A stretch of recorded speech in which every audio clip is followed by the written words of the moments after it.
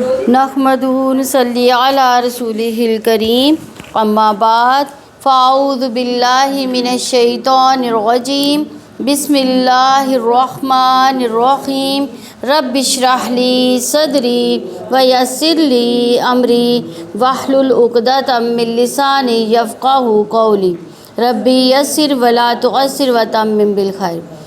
کل ہم نے پارہ نمبر 4 میں جو چیزیں پڑھی تھی وہ یاد ہے کسی کو؟ کون کون سی چیز پڑھی تھی؟ سب سے پہلے ہم نے توکل کے بارے میں پڑھا تھا کہ توکل کیا ہوتا ہے، اپنے معاملات کس کے حوالے کرنے ہیں؟ اللہ تعالیٰ کے، اور کس کو وکیل بنانا ہے؟ اپنا۔ اور تم اس وقت تک خیر یعنی جنت تک نہیں پہنچ سکتے جب تک اس میں سے خرچ نہ کرو جو تم پسند کرتے ہو، یعنی پسندیدہ چیزوں میں سے خرچ کرو گے تو ہی جنت ملے گی۔ پھر صبر اور تقویٰ کا بار بار دہرایا گیا، اور رشتہ داروں کو جوڑنے کا بتایا گیا، صلہ رحمی کرنی ہے۔ اور پھر اس کے بعد کیا بتایا؟ امر بالمعروف و نہی عن المنکر کا کام، یعنی دین کے لیے کام جو ہے وہ کرنا اہم رکن ہے یہ۔ اور پھر ایک اور بات ہم نے پڑھی تھی کہ غور و فکر کرنے سے خشیت پیدا ہوتی ہے، کہ ہمیں کیا کرنا چاہیے، کس پہ غور و فکر کرنا چاہیے؟ کسی بھی اچھی بات پہ غور کریں، نہیں، قرآن پہ غور کرنا ہے، قرآن کو غور کر کے پڑھنا ہے، اس کی ایک ایک آیت کو غور کرنا ہے اس پر۔ پھر اس سے کیا ہوگا؟ ہمیں غور کرنے سے خشیت آئے گی۔ کس کی خشیت آئے گی؟ اللہ تعالیٰ کی، اور اللہ کی خشیت بھی معاملات کو کیا کر دے گی؟ درست کر دے گی۔ پھر ہم نے پڑھا نرمی ہر کام کو خوبصورت بنا دیتی ہے، اور جن گھرانوں میں نرمی نہیں ہوتی وہاں پہ کیا ہوتی ہے؟ خرابیاں پیدا ہو جاتی ہیں، جھگڑے فساد پیدا ہو جاتے ہیں۔ تو غصہ کرنے سے بھی پرہیز کرنا ہے، اگر غصہ آئے تو کیا کرنا ہے؟ اس کو کنٹرول کرنا ہے، اس کو کنٹرول کرنا غصے کو۔ اسی طرح غصے کی وجہ سے آنے والا ابال ہے، اس کے چھینٹوں سے دوسروں کو نہیں جلانا، یعنی ہم غصے میں کیا کرتے ہیں؟ دوسروں کے اوپر ایسی ایسی باتیں، ایسے ایسے تانے مارتے ہیں کہ ہمیں خود بھی سمجھ نہیں آ رہی ہوتی اس وقت، بعد میں ہم پچھتا رہے ہوتے ہیں کاش کہ ہم نہ کہتے۔ اور ایک اور بات ہم نے پڑھی تھی کہ تھوڑی دیر بعد اپنا وبال جو ہے وہ ٹھنڈا بھی ہو جائے گا، معاملات اور حالات کنٹرول میں بھی آ جاتے ہیں، لیکن اصل کامیابی آگ سے بچنا اور جنت میں جانا ہے۔ جو آگ سے بچا لیا گیا، جنت میں داخل کر دیا گیا، تو وہی کیا ہے؟ حقیقت میں کامیاب ہے۔ کسی کو بھی کچھ دیں تو یہ سوچے کہ کیا دے رہے ہیں، کس کو کیا دے رہے ہیں۔ اور انسان دیتا تو بندوں کے ہاتھ میں، لیکن جاتا کس کے ہاتھ میں ہے؟ اللہ کے ہاتھ میں چلا جاتا ہے۔ اسی لیے بدلہ کس سے لینا ہے؟ ہاں، بندوں سے بدلہ نہیں چاہنا بلکہ اللہ تعالیٰ سے امید رکھنی ہے۔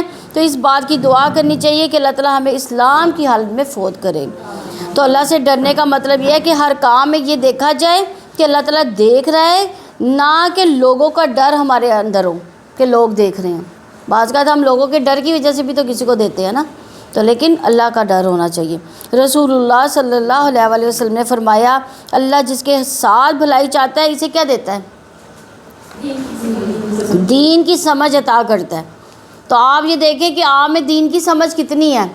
اگر آپ کی زیادہ ہے تو آپ سمجھیں کہ اللہ تعالیٰ آپ کے ساتھ بھلائی کا ارادہ رکھتا ہے، اگر کم ہے اپنے دین کی سمجھ کے حساب سے آپ دیکھ لیں کہ اللہ تعالیٰ آپ کے ساتھ کتنی بھلائی کر رہا ہے۔ تو یہ اللہ کی بہت بڑی رحمت ہے کہ وہ ہمیں دین سے جوڑتا ہے، کیونکہ دین کی محبت اور عقیدت ایک چیز ہے، سمجھ بوجھ دوسری چیز ہے۔ یعنی عقیدت تو ہمیں دین سے بہت ہے، لیکن کیا ہم سمجھ بوجھ بھی رکھتے ہیں؟ سمجھ بوجھ رکھنا دوسری چیز ہے۔ جو پیدائشی مسلمان ہیں ان کے ماں باپ بھی ان کو دین کا کچھ نہ کچھ بتاتے ہیں، دین سے لگاؤ ضرور رکھتے ہیں، لیکن دین کے ساتھ لگاؤ ایک چیز ہے، دین کی سمجھ بوجھ الگ چیز ہے۔ اور جس کے ساتھ اللہ بھلائی کا ارادہ کرتا ہے تو اسے کیا کرتا ہے؟ خیر کثیر سے نوازتا ہے، تو اسے دین کی سمجھ بھی دے دیتا ہے۔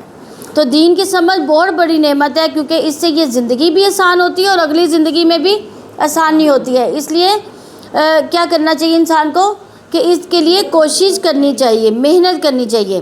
تو انسان کو علم حاصل کرنے کے لیے اپنے گھر سے نکلنا پڑتا ہے۔ جو شخص علم حاصل کرنے کے لیے نکلے تو اس کے بارے میں حدیث میں آتا ہے کہ رسول اللہ صلی اللہ علیہ وسلم نے فرمایا کہ جو شخص بھی علم کی طلب میں اپنے گھر سے نکلے، فرشتے اس کے عمل کو پسند کرنے کی وجہ سے اس کے لیے اپنے پر پھیلا دیتے ہیں۔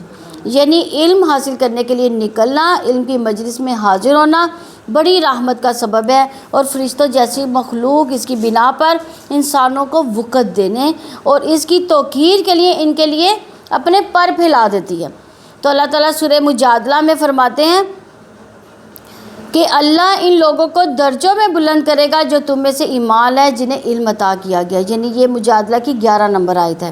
اسی طرح ایمان میں تو بہت سے لوگ مشترک ہوئے ہیں، لیکن علم کے درجوں میں فرق ہے، اور جو علم اور ایمان کے درجے بڑھتے جاتے انسان جو ہے اللہ کے قریب ہوتا چلا جاتا ہے۔ تو اصل عزت انسان کو مال یا دنیا کی کسی اور جاہ و وقار سے نہیں ملتی، بلکہ اللہ کے ہاں عزت تقویٰ کی وجہ سے ملتی ہے، اور تقویٰ علم کے ساتھ آتا ہے۔ تقویٰ اللہ تعالیٰ کے ڈر کا نام بھی ہے، جیسے کہ فرمایا اللہ سے ڈرتے رہو ان کے علم والے بندے، یعنی اللہ کے علم والے بندے جو ہے اللہ سے ڈرتے رہتے ہیں۔ اسی طرح ابو ہریرہ رضی اللہ عنہ سے روایت ہے کہ میں نے رسول اللہ صلی اللہ علیہ وسلم سے سنا، آپ فرما رہے تھے خبردار بے شک دنیا ملعون ہے اور اس کی تمام چیزیں ملعون ہیں، یعنی اللہ کی رحمت سے دور کرتی ہیں، البتہ اللہ کا ذکر اس کی معاون چیزیں اور عالم اور متعالم، یعنی یہ اللہ کی رحمتوں میں سے ہے کہ انسان سیکھنے والا ہو یا سکھانے والا ہو۔ اللہ تعالیٰ علم سیکھنے کے لیے آنے والوں کو استقامت دے، ان کا آنا قبول کرے، ہر قدم پر ان کے لیے فرشتے پر بچھائیں اور ان کے درجات بلند ہوتے چلے جائیں۔ اللہ سے دعا ہے کہ ہم ہمیشہ علم سیکھنے اور سکھانے والے بن جائیں، اور اس علم کی وجہ سے اللہ تعالیٰ ہمارے ہدایت کے راستے پر چلنا ہمیں آسان فرما دے۔ 5واں پارہ،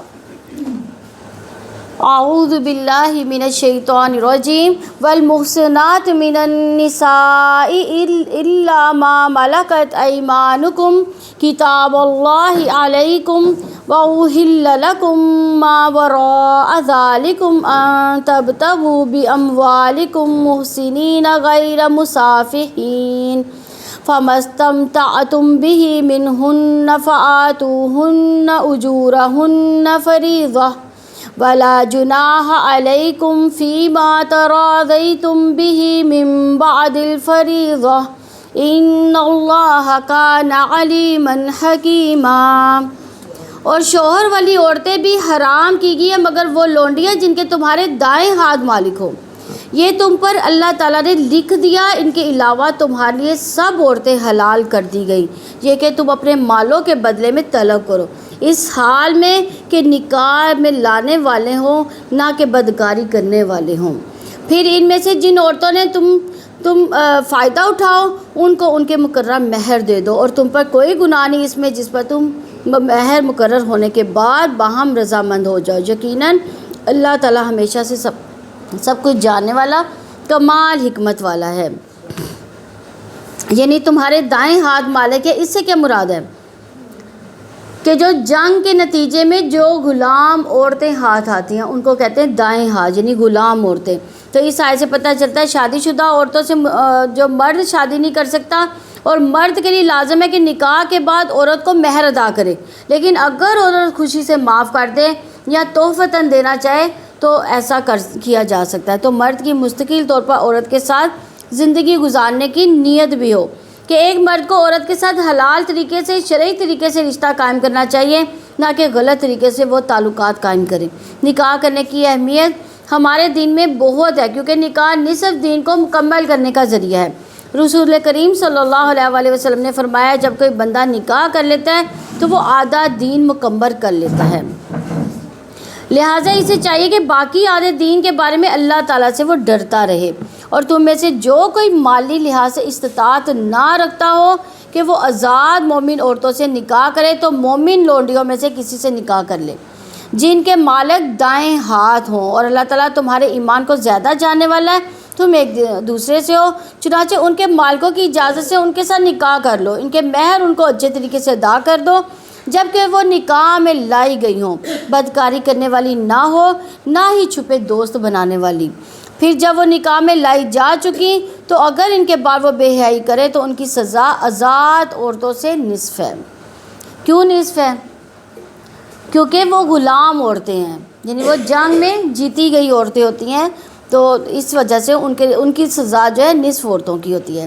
یہ اس کے لیے ہے جو تم میں سے گناہ میں پڑنے سے ڈرے، اور یہ کہ تم صبر کرو، تمہارے لیے بہتر ہے، اللہ تعالیٰ بے حد بخشنے والا نہایت رحم والا ہے۔ تو یہاں لونڈیوں کے حوالے سے بات کی گئی ہے، دائیں ہاتھ سے مراد لونڈیاں۔ بہت سے لوگوں کو آج بھی لونڈی غلام پر اعتراض ہوتا ہے۔ اسلام نے غلامی کو یکسر ختم نہیں کیا، بلکہ ایسے طریقے اختیار کیے کہ آہستہ آہستہ غلامی ختم ہوتی گئی ہے، اور آج ایسی کوئی چیز ہمیں نظر نہیں آتی۔ لیکن اگر اب بھی ایسے حالات پیدا ہوں تو ان کا حل کیا ہے؟ وہ اسلام میں موجود ہے۔ اس زمانے میں جو اجازت دی گئی تھی اس کی وجہ یہ تھی کہ اس زمانے میں کوئی جنگ کے حوالے سے قوانین نہ تھے، تو جو لوگ جنگ میں پکڑے ہوئے آتے تھے انہیں بجائے اس کے کہ جیلوں میں رکھا جائے انہیں لوگوں میں تقسیم کر دیا جاتا تھا، اور ان کے حقوق ہوتے تھے۔ نبی صلی اللہ علیہ وسلم کو ان کی بہت فکر تھی، اس لیے ہم دیکھتے ہیں کہ آپ صلی اللہ علیہ وسلم کے آخری دن کے جو آخری لمحے تھے ان میں ان کے الفاظ کیا تھے کہ لونڈی غلام کے حقوق کی بات انہوں نے بار بار کی۔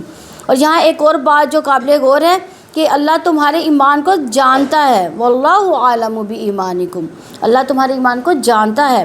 اس سے پتہ چلا کہ ہمیں لوگوں کے باطن کی کھوج نہیں لگانی چاہیے کہ کس کا ایمان کتنا ہے، کس کا تقوی کتنا ہے، کون اللہ سے ڈرتا ہے، یہ سب کچھ اللہ کے حوالے کر دینا چاہیے۔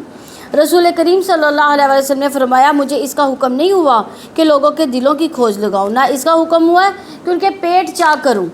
اصل میں یہ ہے کہ انسان کو کسی کے ساتھ بھی معاملہ کرتے ہوئے اس کے ظاہر پر معاملہ کرنا چاہیے۔ یہاں زنا کی حرمت کے بارے میں بھی بات کی گئی ہے کہ بدکاری کرنے والی نہ ہو، نہ ہی چھپے دوست بنانے والی ہوں۔ رسول اللہ صلی اللہ علیہ وسلم نے فرمایا اے عرب کی ہلاکت، میں تم سے جس چیز کے بارے میں سب سے زیادہ ڈرتا ہوں وہ کیا ہے؟ زنا اور مخفی شہوت۔ زانیہ عورت کی دعا بھی قبول نہیں ہوتی۔ نبی صلی اللہ علیہ وسلم نے فرمایا آدھی رات کو آسمان کے دروازے کھول دیے جاتے ہیں، ایک پکارنے والا آواز دیتا ہے کہ کوئی دعا کرنے والا ہے اس کی دعا قبول کی جائے، کوئی مانگنے والا ہے اسے دیا جائے، کوئی مصیبت زدہ ہے اس کی مصیبت دور کی جائے۔ پھر جو مسلمان اس وقت دعا کرتا ہے تو اللہ عز و جل اس کی دعا قبول کر دیتا ہے، سوائے زانیہ عورت کے جو اپنی شرمگاہ کے ذریعے کمائی کرتی ہے، یعنی اپنی عزت اور جسم بیچتی ہے اور مال کماتی ہے۔ دیکھیں یہ والی حدیث جو ہے یہ ہر رات کے لیے ہے کہ اللہ تعالیٰ آسمان اس دنیا پر آتے ہیں اور وہاں پہ آ کر پکارتے کوئی ہے جو مجھ سے دعا کرے تو میں اس کی دعا قبول کروں، کوئی ہے جو مجھ سے مانگے تو میں اس کی مانگ پوری کروں۔ تو ہم نے اس حدیث کو کس کے ساتھ مشروط کر دیا ہے؟ کسی کو پتہ ہے؟ شب قدر کے ساتھ، شب قدر کے ساتھ یہ حدیث جو ہے مخصوص کر دی گئی ہے، حالانکہ یہ ہر روز رات کو اللہ تعالیٰ آسمان دنیا پر آتے ہیں اور ہم سے کہتے ہیں کہ مجھ سے کوئی مانگو میں تمہیں دوں۔ ہر وقت جب رات کا شروع ہوتا ہے پوری رات ہی اللہ تعالیٰ چاہتا ہے کہ تمہارے لیے کھول کر بیان کرے اور وہ تمہیں ان لوگوں کے طریقوں کی ہدایت دے جو تم میں سے پہلے تھے، اور وہ تم پر مہربانی فرمائے۔ اللہ تعالیٰ سب کچھ جاننے والا کمال حکمت والا ہے، اور اللہ تعالیٰ جانتا ہے کہ تم پر مہربانی فرمائے جو لوگ خواہشات کی پیروی کرتے ہیں، وہ ارادہ رکھتے ہیں کہ تم راہ سے ہٹ جاؤ، بہت برا ہٹ جانا۔ اللہ تعالیٰ ارادہ رکھتا ہے کہ وہ تم سے بوجھ ہلکا کر دے، اور انسان کو کمزور پیدا کیا گیا ہے۔ اس آیت سے یہ پتہ چلتا ہے کہ اللہ تعالیٰ نے جو احکامات ہمیں دیے ان میں بظاہر کچھ پابندیاں ہمیں محسوس ہوتی ہیں، لیکن یہ پابندیاں کس لیے؟ دراصل ہمارے لیے آسانیاں ہیں، کیونکہ بہت سی آزادیاں انسان کے لیے مشکلات بھی پیدا کر دیتی ہیں۔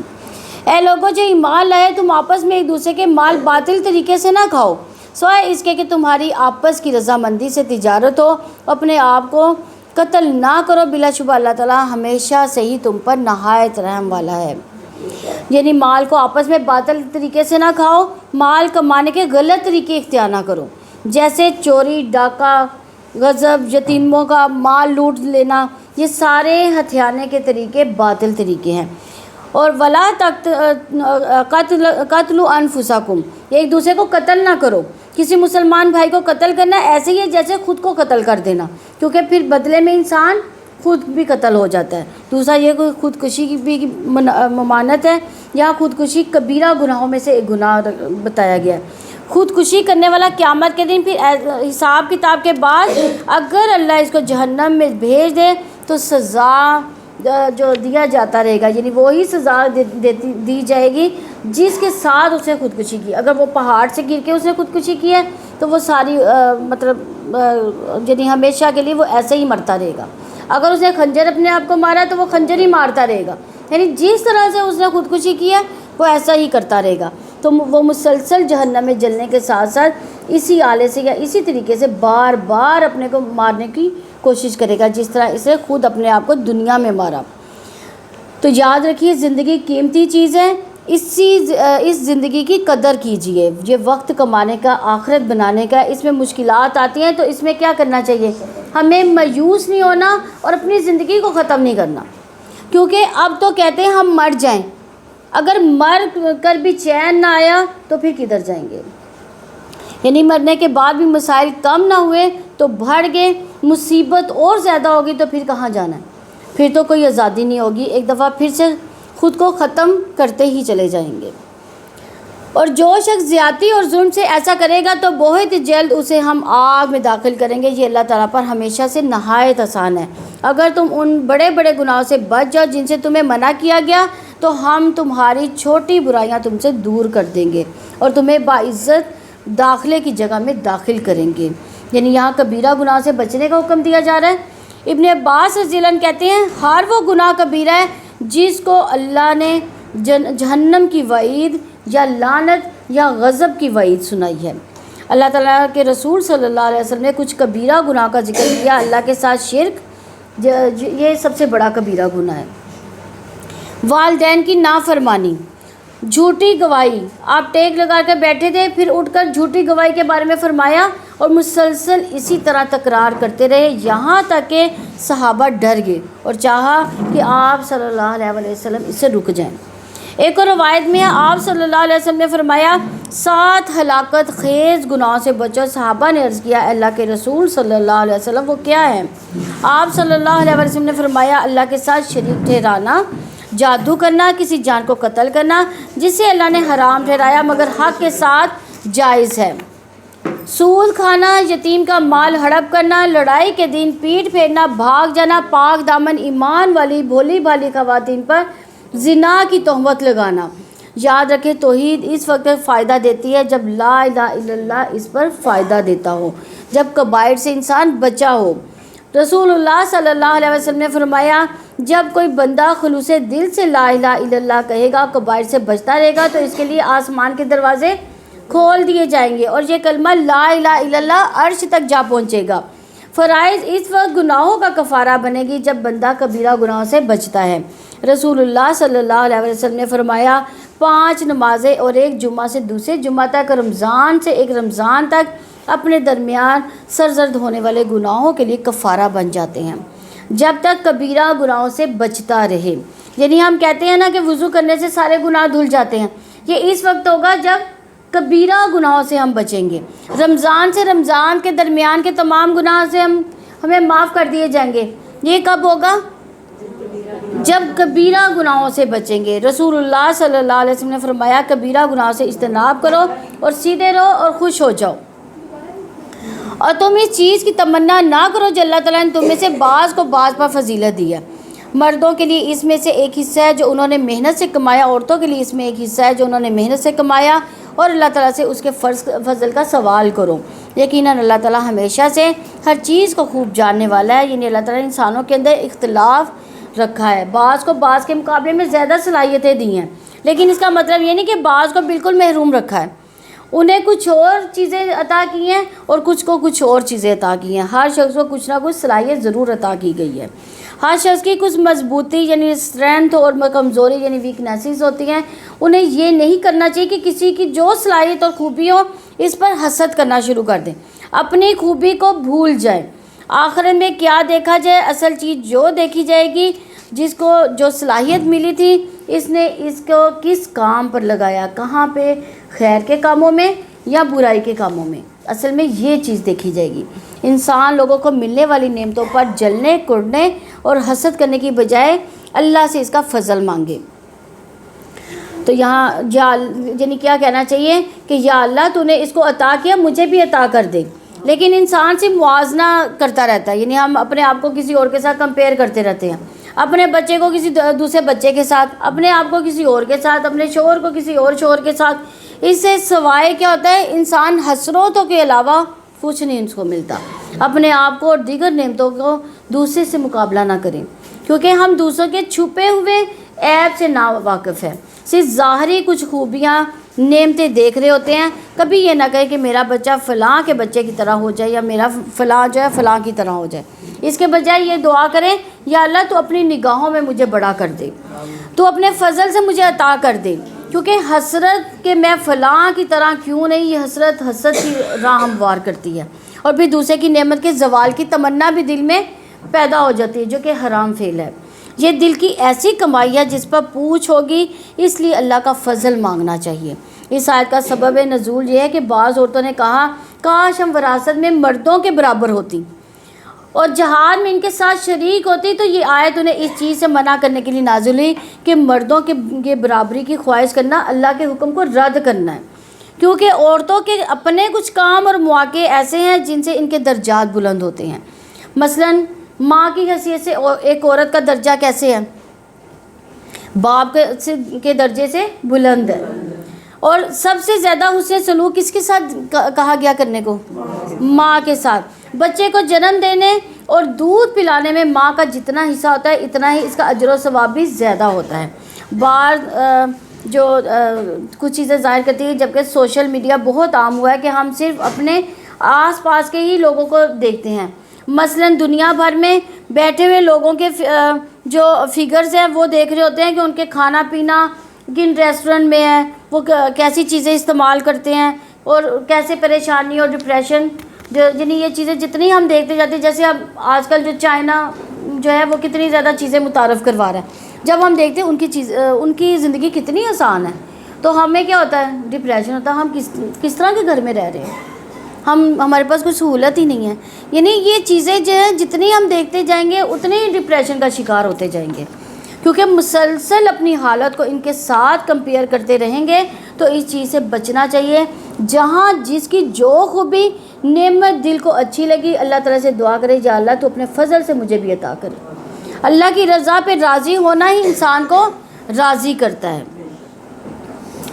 اور ہر ایک کے لیے ہم نے وارث بنائے، ان میں سے جو والدین اور قریبی رشتہ دار چھوڑ جائیں اور ان سے تم نے عہد باندھے ہوئے ہیں انہیں ان کا حصہ دے دو. بلا شبہ اللہ تعالیٰ ہر چیز پر ہمیشہ سے حاضر ہے. مرد عورتوں پر نگران ہے، اس وجہ سے جو اللہ تعالیٰ نے ان کے بعض کو بعض پر فضیلت دی. پلیز یہ نا کرسیاں نہ گھسیٹا کریں.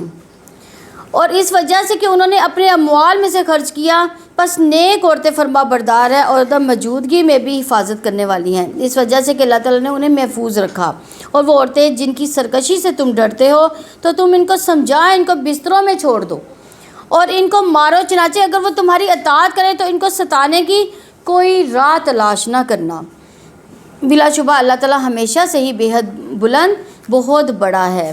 یعنی قوام وہ ہوتا ہے جو بہت زیادہ قائم رکھے، کھڑا رہے اور ذمہ داری نبھائے.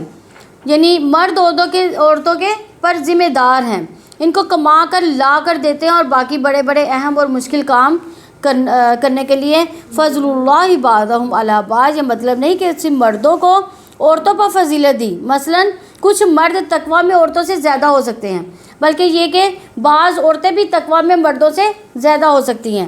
اللہ تعالیٰ نے کس کو قوام بنایا؟ مرد کو. کیوں؟ اس کو کمانے کی ذمہ داری دی، بیوی پر خرچ کرنے کا حکم دیا گیا. عورتوں کی بڑائی اور خوبی کس چیز میں ہے؟ اطاعت گزاری میں. اور نشوزہن، نشوز کا یہاں معنی عام چھوٹی موٹی نافرمانی نہیں، بلکہ نشوز کسی عورت کا اپنے شوہر سے بے وفائی کرنا، اپنے شوہر کے بجائے کسی اور کی طرف راغب ہونا. اور نشوز کے نقصانات کیا ہوں گے؟ گھر ٹوٹ جاتا ہے، گھر میں فساد ہوتا ہے، آئندہ نسل متاثر ہو جاتی ہے. لہٰذا اس معاملے کو ایسے ہی چھوڑ نہیں دینا چاہیے، بلکہ اصلاح کرنی چاہیے.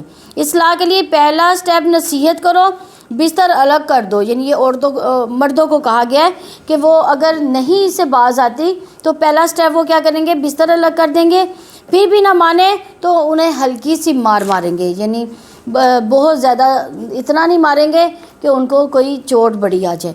ابن عباس رضی اللہ عنہ نے اس سے یہ کہا کہ جیسے ایک مسواک سے مارنا۔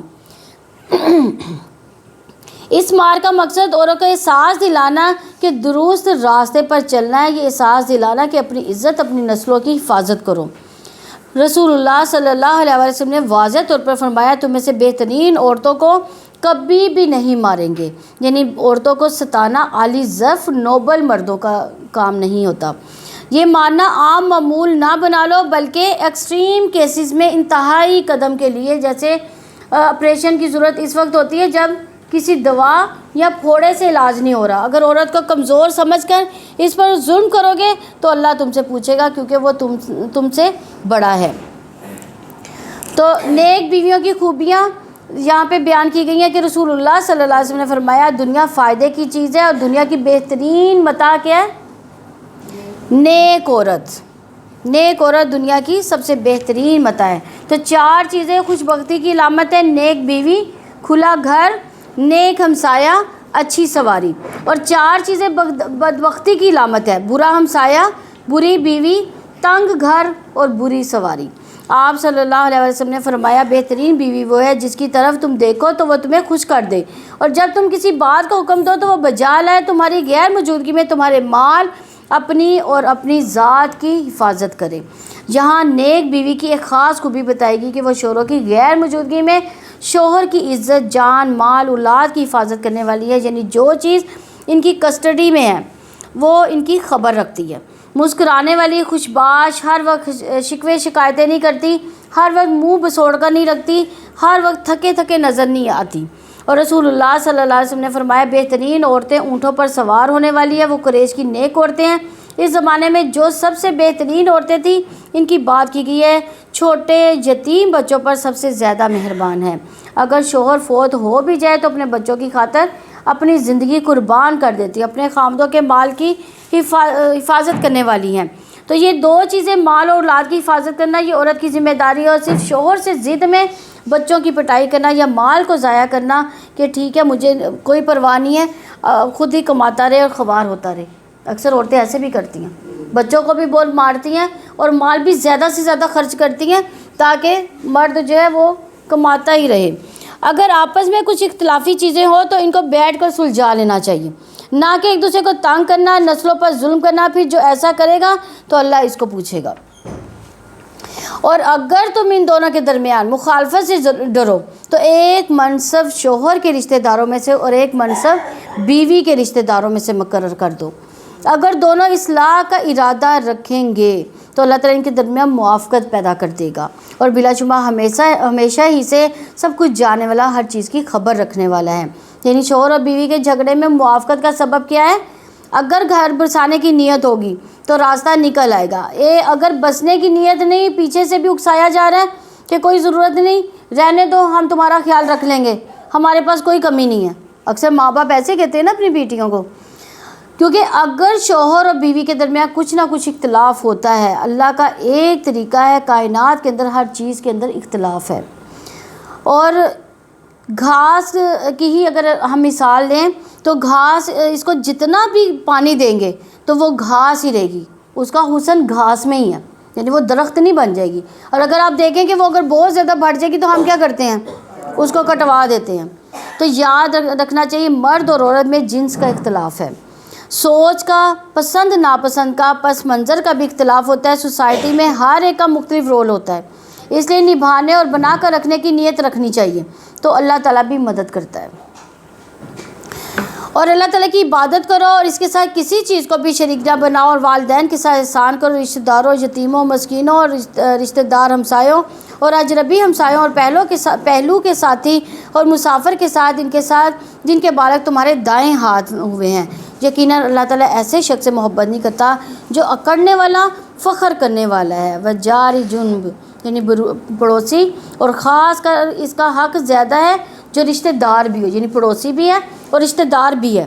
وصاحبی بالجن، اس میں وہ تمام لوگ شامل ہیں جو ساتھ بیٹھتے ہیں، جیسے جہاز، بس، کلینک میں بیٹھتے ہیں، ان کا حق ہوتا ہے۔ یہ نہیں کہ خود تو کھلے ہو کر بیٹھ جاؤ اور پہلو میں جو بیٹھا ہے اس کے لیے جگہ تنگ کر دو یا اپنا سامان رکھ دو تاکہ وہ یعنی وہ بیٹھ ہی نہ سکے، اسی طرح اس کو تنگ کرو، جو اپنے لیے پسند کرتے ہیں اس کے لیے بھی کرو۔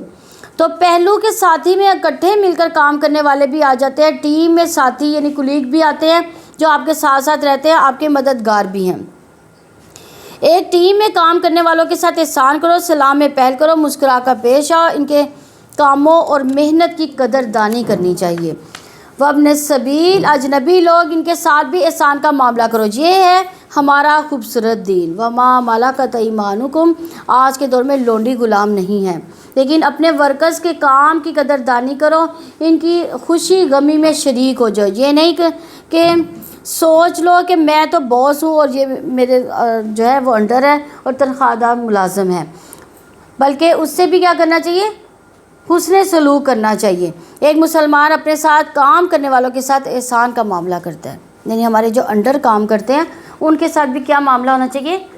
احسان ہونا چاہیے۔ اللہ تعالیٰ نے اپنا حق صرف ایک بتایا ہے کہ اللہ کی عبادت کرو، اس کے بعد باقی سب بندوں کے حقوق بتائے کہ کس کس کے ساتھ تم کیا رویہ اختیار کرو گے۔ آگے فرمایا ان اللہ لا یحب من کان مختالا فخورا، اور اللہ تعالیٰ ان لوگوں کو پسند نہیں کرتا جو سب کچھ صرف اپنے آپ کو ہی سمجھے، جن کو صرف اپنے حق کا ہی پتہ ہو۔ اگر ان کو کچھ خوبیاں، مال، دولت زیادہ ملا بھی ہو تو وہ اس پر کیا کرتے ہیں؟ اکڑتے ہیں اور دوسروں کو انسان ہی نہیں سمجھتے۔ تو گھر کے اندر ہو یا باہر دوسروں کے ساتھ احسان کا معاملہ کرنا چاہیے۔ تو آگے یہ بتایا کہ کون ہے یہ فخر کرنے والے؟ وہ لوگ جو بخل کرتے ہیں، لوگوں کو بھی بخل کا حکم دیتے ہیں۔ اللہ تعالیٰ نے جو کچھ انہیں اپنے فضل سے دیا ہے اسے چھپاتے ہیں، اور ہم نے کافروں کے لیے ذلیل کرنے والا عذاب تیار کر رکھا ہے۔ یعنی بخل کا تعلق مالی اور کولی دونوں حقوق کے ساتھ ہے۔ مالی یعنی خود بھی بخل کرتے ہیں، دوسروں کو بھی ابھارتے ہیں کہ کسی کو نہ دو۔ کولی یعنی سلام نہیں کرتے، مسکرانے سے گریز کرنا بھی بخل ہے۔ اپنی نعمتوں پر بخل کیوں کرتے ہیں؟ تاکہ کوئی مانگ نہ لے۔ خاص کر رشتہ دار، قرآن میں ان لوگوں کی مذمت کی گئی ہے جو دل کا چھوٹا ہے، جس کا دل چھوٹا ہے اور تھوڑی سی تکلیف پر وہ گھبرا اٹھتا ہے۔ سب مال ملے، جب مال ملے تو بخیلی شروع کر دیتا ہے۔ رسول اللہ صلی اللہ علیہ وسلم نے فرمایا آدمی میں سب سے بدترین چیز بے صبرے پن کے ساتھ بخل اور حد سے زیادہ بزدل ہونا ہے۔ بزدلی انسانوں کو آگے نہیں بڑھنے دیتی، رزق نہیں لینے دیتی، اور جو رزق نہ لے وہ اوپر نہیں جا سکتا۔ تو بخل کرنے والوں کی مثال ایسے شخص کی ہے جو ایسا لباس پہنتا ہے جو اسے جگڑ لیتا ہے۔ اور جو لوگ اپنے مال لوگوں کو دکھانے کے لیے خرچ کرتے ہیں اور نہ وہ اللہ تعالیٰ سے ایمان رکھتے ہیں نہ آخرت کے دن پر، اور وہ شخص جس کا دوست شیطان بن جائے تو وہ بہت ہی برا دوست ہے۔ یعنی جن لوگوں کو آخرت کا یقین نہ ہو وہ فلاحی کام کس لیے کرتے ہیں؟ صرف شہرت کے لیے، لوگوں کی نظر میں سخی کہلانے کے لیے۔ شیطان انسان کے ساتھ لگا ہوا اس کو گناہ پر اکساتا ہے، دکھاوے کی ترغیب بھی دیتا ہے، حالانکہ جو دکھاوے کا مال ہے وہ کیا ہوا؟ وہ ضائع ہو گیا، اللہ کی راہ میں نہ لگا۔ اور ان کا کیا بگڑ جاتا اگر وہ اللہ تعالیٰ اور آخرت کے دن پر ایمان لاتے اور جو اللہ تعالیٰ نے انہیں رزق دیا اس میں سے خرچ کرتے، اور اللہ تعالیٰ ہمیشہ سے انہیں خوب جاننے والا ہے۔ اور بلا شبہ اللہ تعالیٰ کسی پر ذرا برابر بھی ظلم نہیں کرتا، اور اگر ایک نیکی ہوئی تو اس کو دگنا کر دے اور اپنے پاس سے بہت بڑا اجر عطا فرمائے گا۔ یعنی اگر کوئی اللہ کا فضل کیا ہے کہ اگر کوئی ایک گناہ کرتا ہے تو اس کے بدلے میں ایک ہی گناہ لکھا جاتا ہے، لیکن اگر کوئی ایک نیکی کرتا ہے تو اس کا اجر 10 سے لے کر 700 گنا کر دیا جاتا ہے۔ جیسے فی سبیل اللہ مال خرچ کرنے کا اجر، اور اللہ نے فرمایا روزہ میرے لیے، میں خود اس کی جزا دوں گا۔ اللہ تعالیٰ کا فضل ہے کہ بندے کی کوشش کافی نہیں، محض عمل کے بدلے جنت نہیں مل سکتی، اس کی رحمت ہوگی تو جنت ملے گی ہمارے لیے اچھی بات، کیونکہ عمل تو اتنا ہوگا اگر ہم ساتھ زندگی کی بھی نیکیاں اکٹھی کر لیں اور اللہ صرف ایک نعمت کا حساب لے لے، مثلا ایک آنکھ جس طرح کام کرتی ہے اس کے بدلے اگر ساری نیکیاں بھی دے دیں تو اس نعمت کا بدل نہیں مل سکتا۔ تو ایک نعمت کے بدلے جب ساری نعمتیں چلی گئیں تو اب ہاتھ پاؤں اگر رکھے وہ کھڑے جس طرح ہم کھڑے ہیں تو ان کا کیا ہوگا؟ تو کوئی بھی نیکی کر کے انسان کو فخر نہیں کرنا چاہیے. اللہ کا فضل ہے کہ انسان جنت میں چلا جائے. یعنی ہم اللہ تعالیٰ کی جو نعمتیں ہیں، کبھی ہم نے سوچا کہ ہمیں اللہ تعالیٰ نے کون کون سی نعمتیں دی ہیں؟ یہ آنکھیں، یہ ہاتھ، یہ پاؤں، جس سے ہم کھڑے ہوتے ہیں، جس سے ہم چلتے ہیں. ہم اس ایک نیکی کا، ان میں سے کسی ایک نیکی کا بھی جو ہے نا وہ بدلہ نہیں دے سکتے اللہ تعالیٰ کو. تو ہمارے پوری زندگی کے اعمال اور اس ایک آنکھ کا جو حساب ہے نا، وہ ہمارا پلڑا جو نا وہ ہلکا کر دے گا. تو اس لیے کسی بھی چیز پر، کسی بھی نیکی پر جو ہے اترانا نہیں چاہیے. یہ نہیں کہنا چاہیے کہ میں نے نیکی کی ہے. پھر کیا حال ہوگا جب ہم ہر امت میں سے ایک گواہ لائیں گے، اور آپ کو ان پر گواہ لائیں گے. اور جس دن وہ لوگ جنہوں نے کفر کیا رسول کی نافرمانی کی تمنا کریں گے کہ کاش ان پر زمین برابر کر دی جائے، اور اللہ تعالیٰ سے وہ کوئی بات بھی چھپا نہ سکیں گے. یعنی یہاں اللہ تعالیٰ کی نافرمانی کا ذکر نہیں، بلکہ یہاں پر رسول اللہ صلی اللہ علیہ وسلم کی نافرمانی کا ذکر کیا جا رہا ہے. کہ بعض بار یہ کہہ دیا جاتا ہے کہ کون سا یہ حکم قرآن میں ہے. نہیں، رسول اللہ صلی اللہ علیہ وسلم بھی جن باتوں کا حکم دیتے ہیں ان کو بھی سنجیدگی سے لینا چاہیے. حقیقت یہ ہے کہ جو اللہ اور اس کے رسول صلی اللہ علیہ وسلم کی نافرمانی کرتا ہے وہ واضح گمراہی میں مبتلا ہے. جیسے ہم لوگ اکثر سنتیں چھوڑ دیتے ہیں، ہم کہتے ہیں فرض ہی پڑھ لیتے ہیں.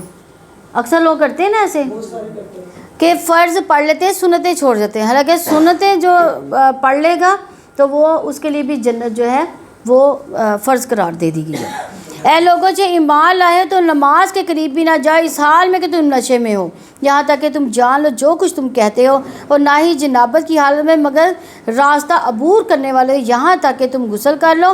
اگر تم بیمار ہو یا سفر میں ہو، یا تم میں سے کوئی ضائع حاجت سے آیا ہو، یا تم نے عورتوں سے مباشرت کی ہو، پھر تم پانی نہ پاؤ تو پاک مٹی سے تیمم کر لو، پھر اپنے چہروں اور ہاتھوں کا مسح کرو. یقیناً اللہ تعالیٰ ہمیشہ سے بہت معاف کرنے والا، بے حد بخشنے والا ہے.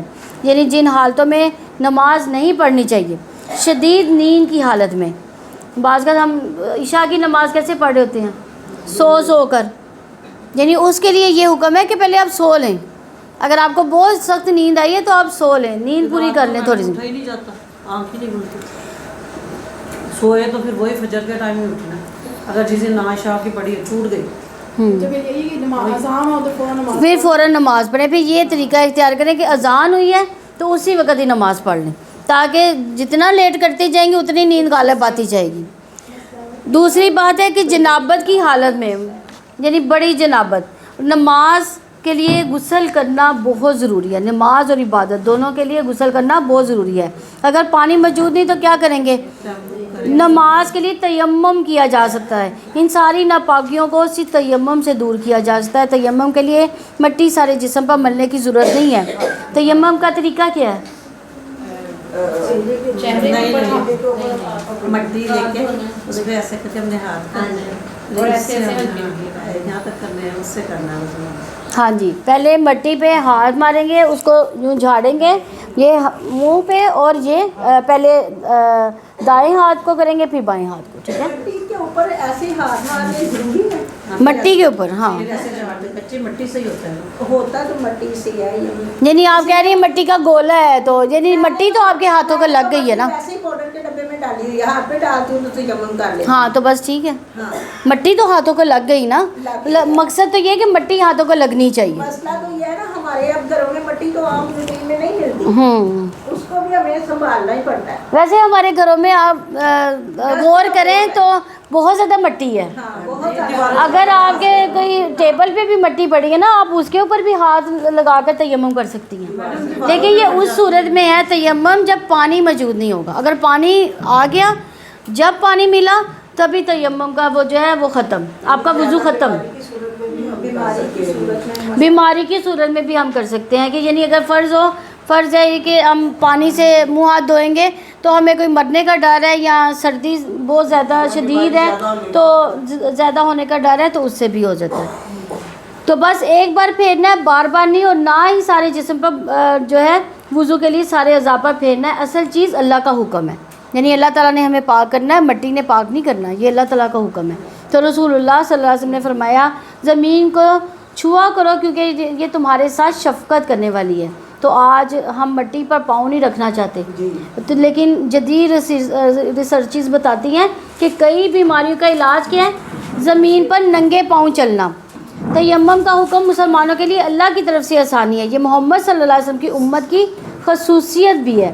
رسول اللہ صلی اللہ علیہ وسلم نے فرمایا مجھے 5 نمازیں ایسی عطا کی گئی جو مجھ سے پہلے کسی پیغمبر کو نہیں دی گئی، جن میں سے ایک یہ ہے کہ زمین کو میرے لیے سجدہ گاہ اور طہارت کا ذریعہ بنا دیا گیا، یعنی کہیں سے بھی پاک مٹی لے کر تیمم کر سکتے ہیں۔ دوسرا یہ کہ کہیں بھی نماز پڑھ سکتے ہیں، کہیں بھی نماز کا وقت آ جائے، پانی نہ ملے، تیمم کر کے نماز پڑھ لیں۔ تو مٹی تو ہر جگہ پہ موجود ہے نا، کسی نہ کسی شکل میں موجود ہے، ریت کی شکل میں، پتھروں کی شکل میں ہے، تو مٹی ہے نا، اللہ تعالیٰ کی زمین ہے۔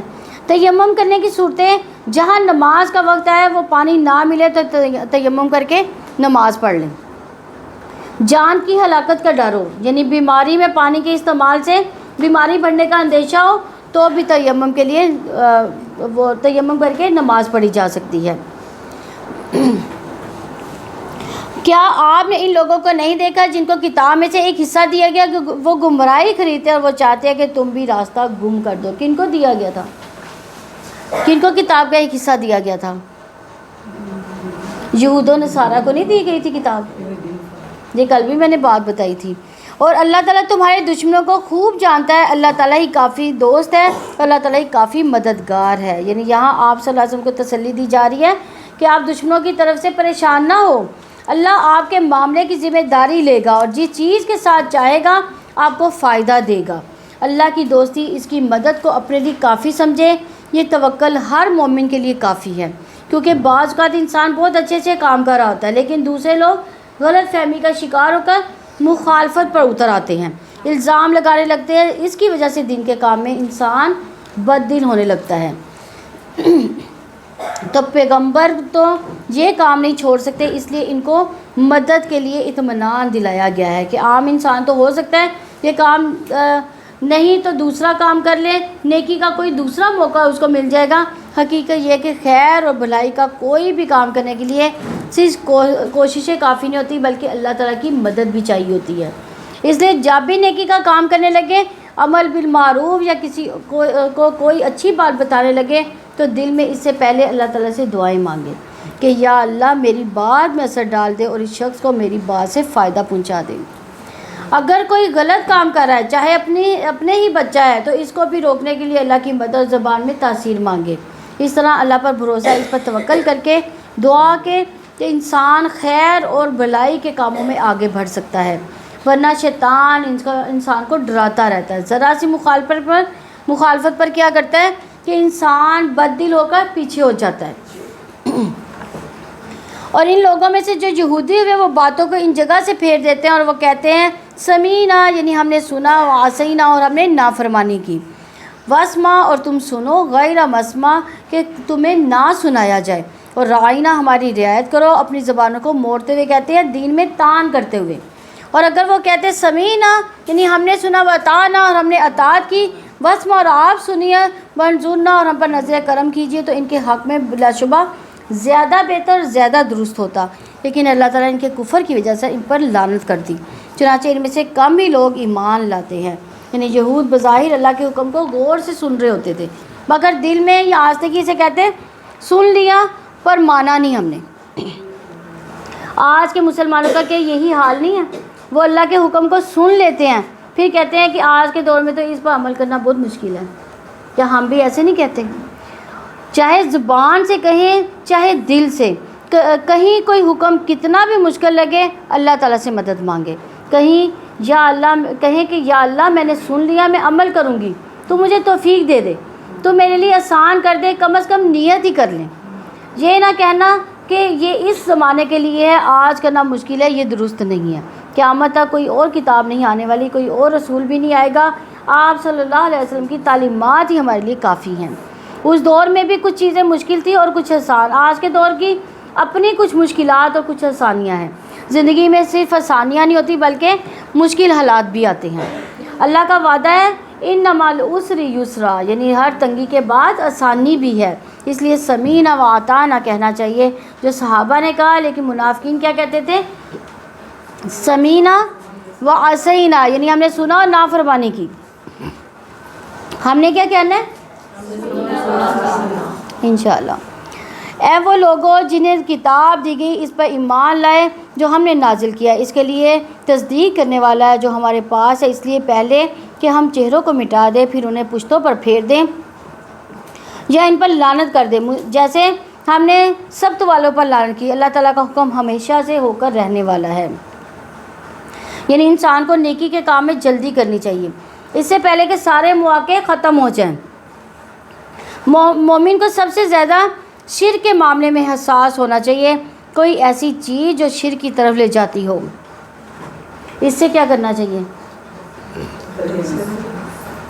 بچنا چاہیے، پرہیز کرنا چاہیے. اس کے لیے علم حاصل کرنا چاہیے اور کیا کیا چیزیں انسان کو شرک میں مبتلا کرتی ہیں، کون سی چیز، کون سا بول، کون سا فعل شرک میں مبتلا ہوتا ہے، یہ جاننا بہت ہی ضروری ہے. تو آگے فرمایا فَاعْلَمْ أَنَّهُ لَا إِلَٰهَ إِلَّا اللَّهُ، یہ علم سب سے اہم ترین علوم میں سے ہے، اسی پر ہماری نجات ہے. نبی صلی اللہ علیہ وسلم اور باقی تمام انبیاء نے لوگوں کو ایک رب کی عبادت کی طرف بلایا تھا، اور بے شک اللہ تعالیٰ اس بات کو نہیں بخشے گا کہ اس کے ساتھ شرک کیا جائے، اور جو اس کے علاوہ ہے وہ جس کے لیے چاہے گا بخش دے گا، اور جو اللہ تعالیٰ کے ساتھ شریک کرے گا تو یقیناً اس نے بہت بڑا گناہ گھڑ لیا. یعنی کچھ لوگ صرف اپنی یا اپنے دوستوں کی تعریف کیے جاتے ہیں، اپنے آپ کو ہر عیب سے پاک سمجھتے ہیں. اللہ جس کو چاہتا ہے پاک کرتا ہے، اور وہ کھجور کی گٹھلی یعنی دھاگے کے برابر بھی اس کے ساتھ ظلم نہیں کرتا. اپنے آپ کو پاک اور معصوم نہ سمجھیں. اگر کسی نیکی کی توفیق ہو گئی یا گناہ سے بچ گئے تو کسی خوش فہمی کا شکار نہیں ہونا. مومن اپنے نیک اعمال کی قبولیت کے حوالے سے ہمیشہ کس سے ڈرتا رہتا ہے؟ اللہ تعالیٰ سے. تو اس میں یاد رکھیے کہ خود کو بہتر سمجھنے والا شخص اصل میں دھوکے میں رہ جاتا ہے. ہمیں نہیں پتہ کہ جو اعمال ہم نے کیے ہیں ان کی قبولیت کا کیا درجہ ہے. کیا آپ نے ان لوگوں کو نہیں دیکھا جو اپنے آپ کو پاک کہتے ہیں، بلکہ اللہ تعالیٰ جس کو چاہتا ہے پاک کرتا ہے، اور ان میں ایک دھاگے کے برابر بھی ظلم نہیں کیا جائے گا. آپ دیکھیں وہ اللہ تعالیٰ پر کیسے جھوٹ باندھتے ہیں. اور اس کو اتنا ظاہر گناہ ہی کافی ہے کہ آپ نے نہیں دیکھا ان لوگوں کی طرف جو کتاب میں سے ایک حصہ دیے گئے، وہ بتوں پر اور باطل معبود پر ایمان رکھتے ہیں. ان لوگوں کے لیے کہتے ہیں جنہوں نے کفر کیا، یہ ان لوگوں سے زیادہ ہدایت کے راستے پر جو ایمان لائے.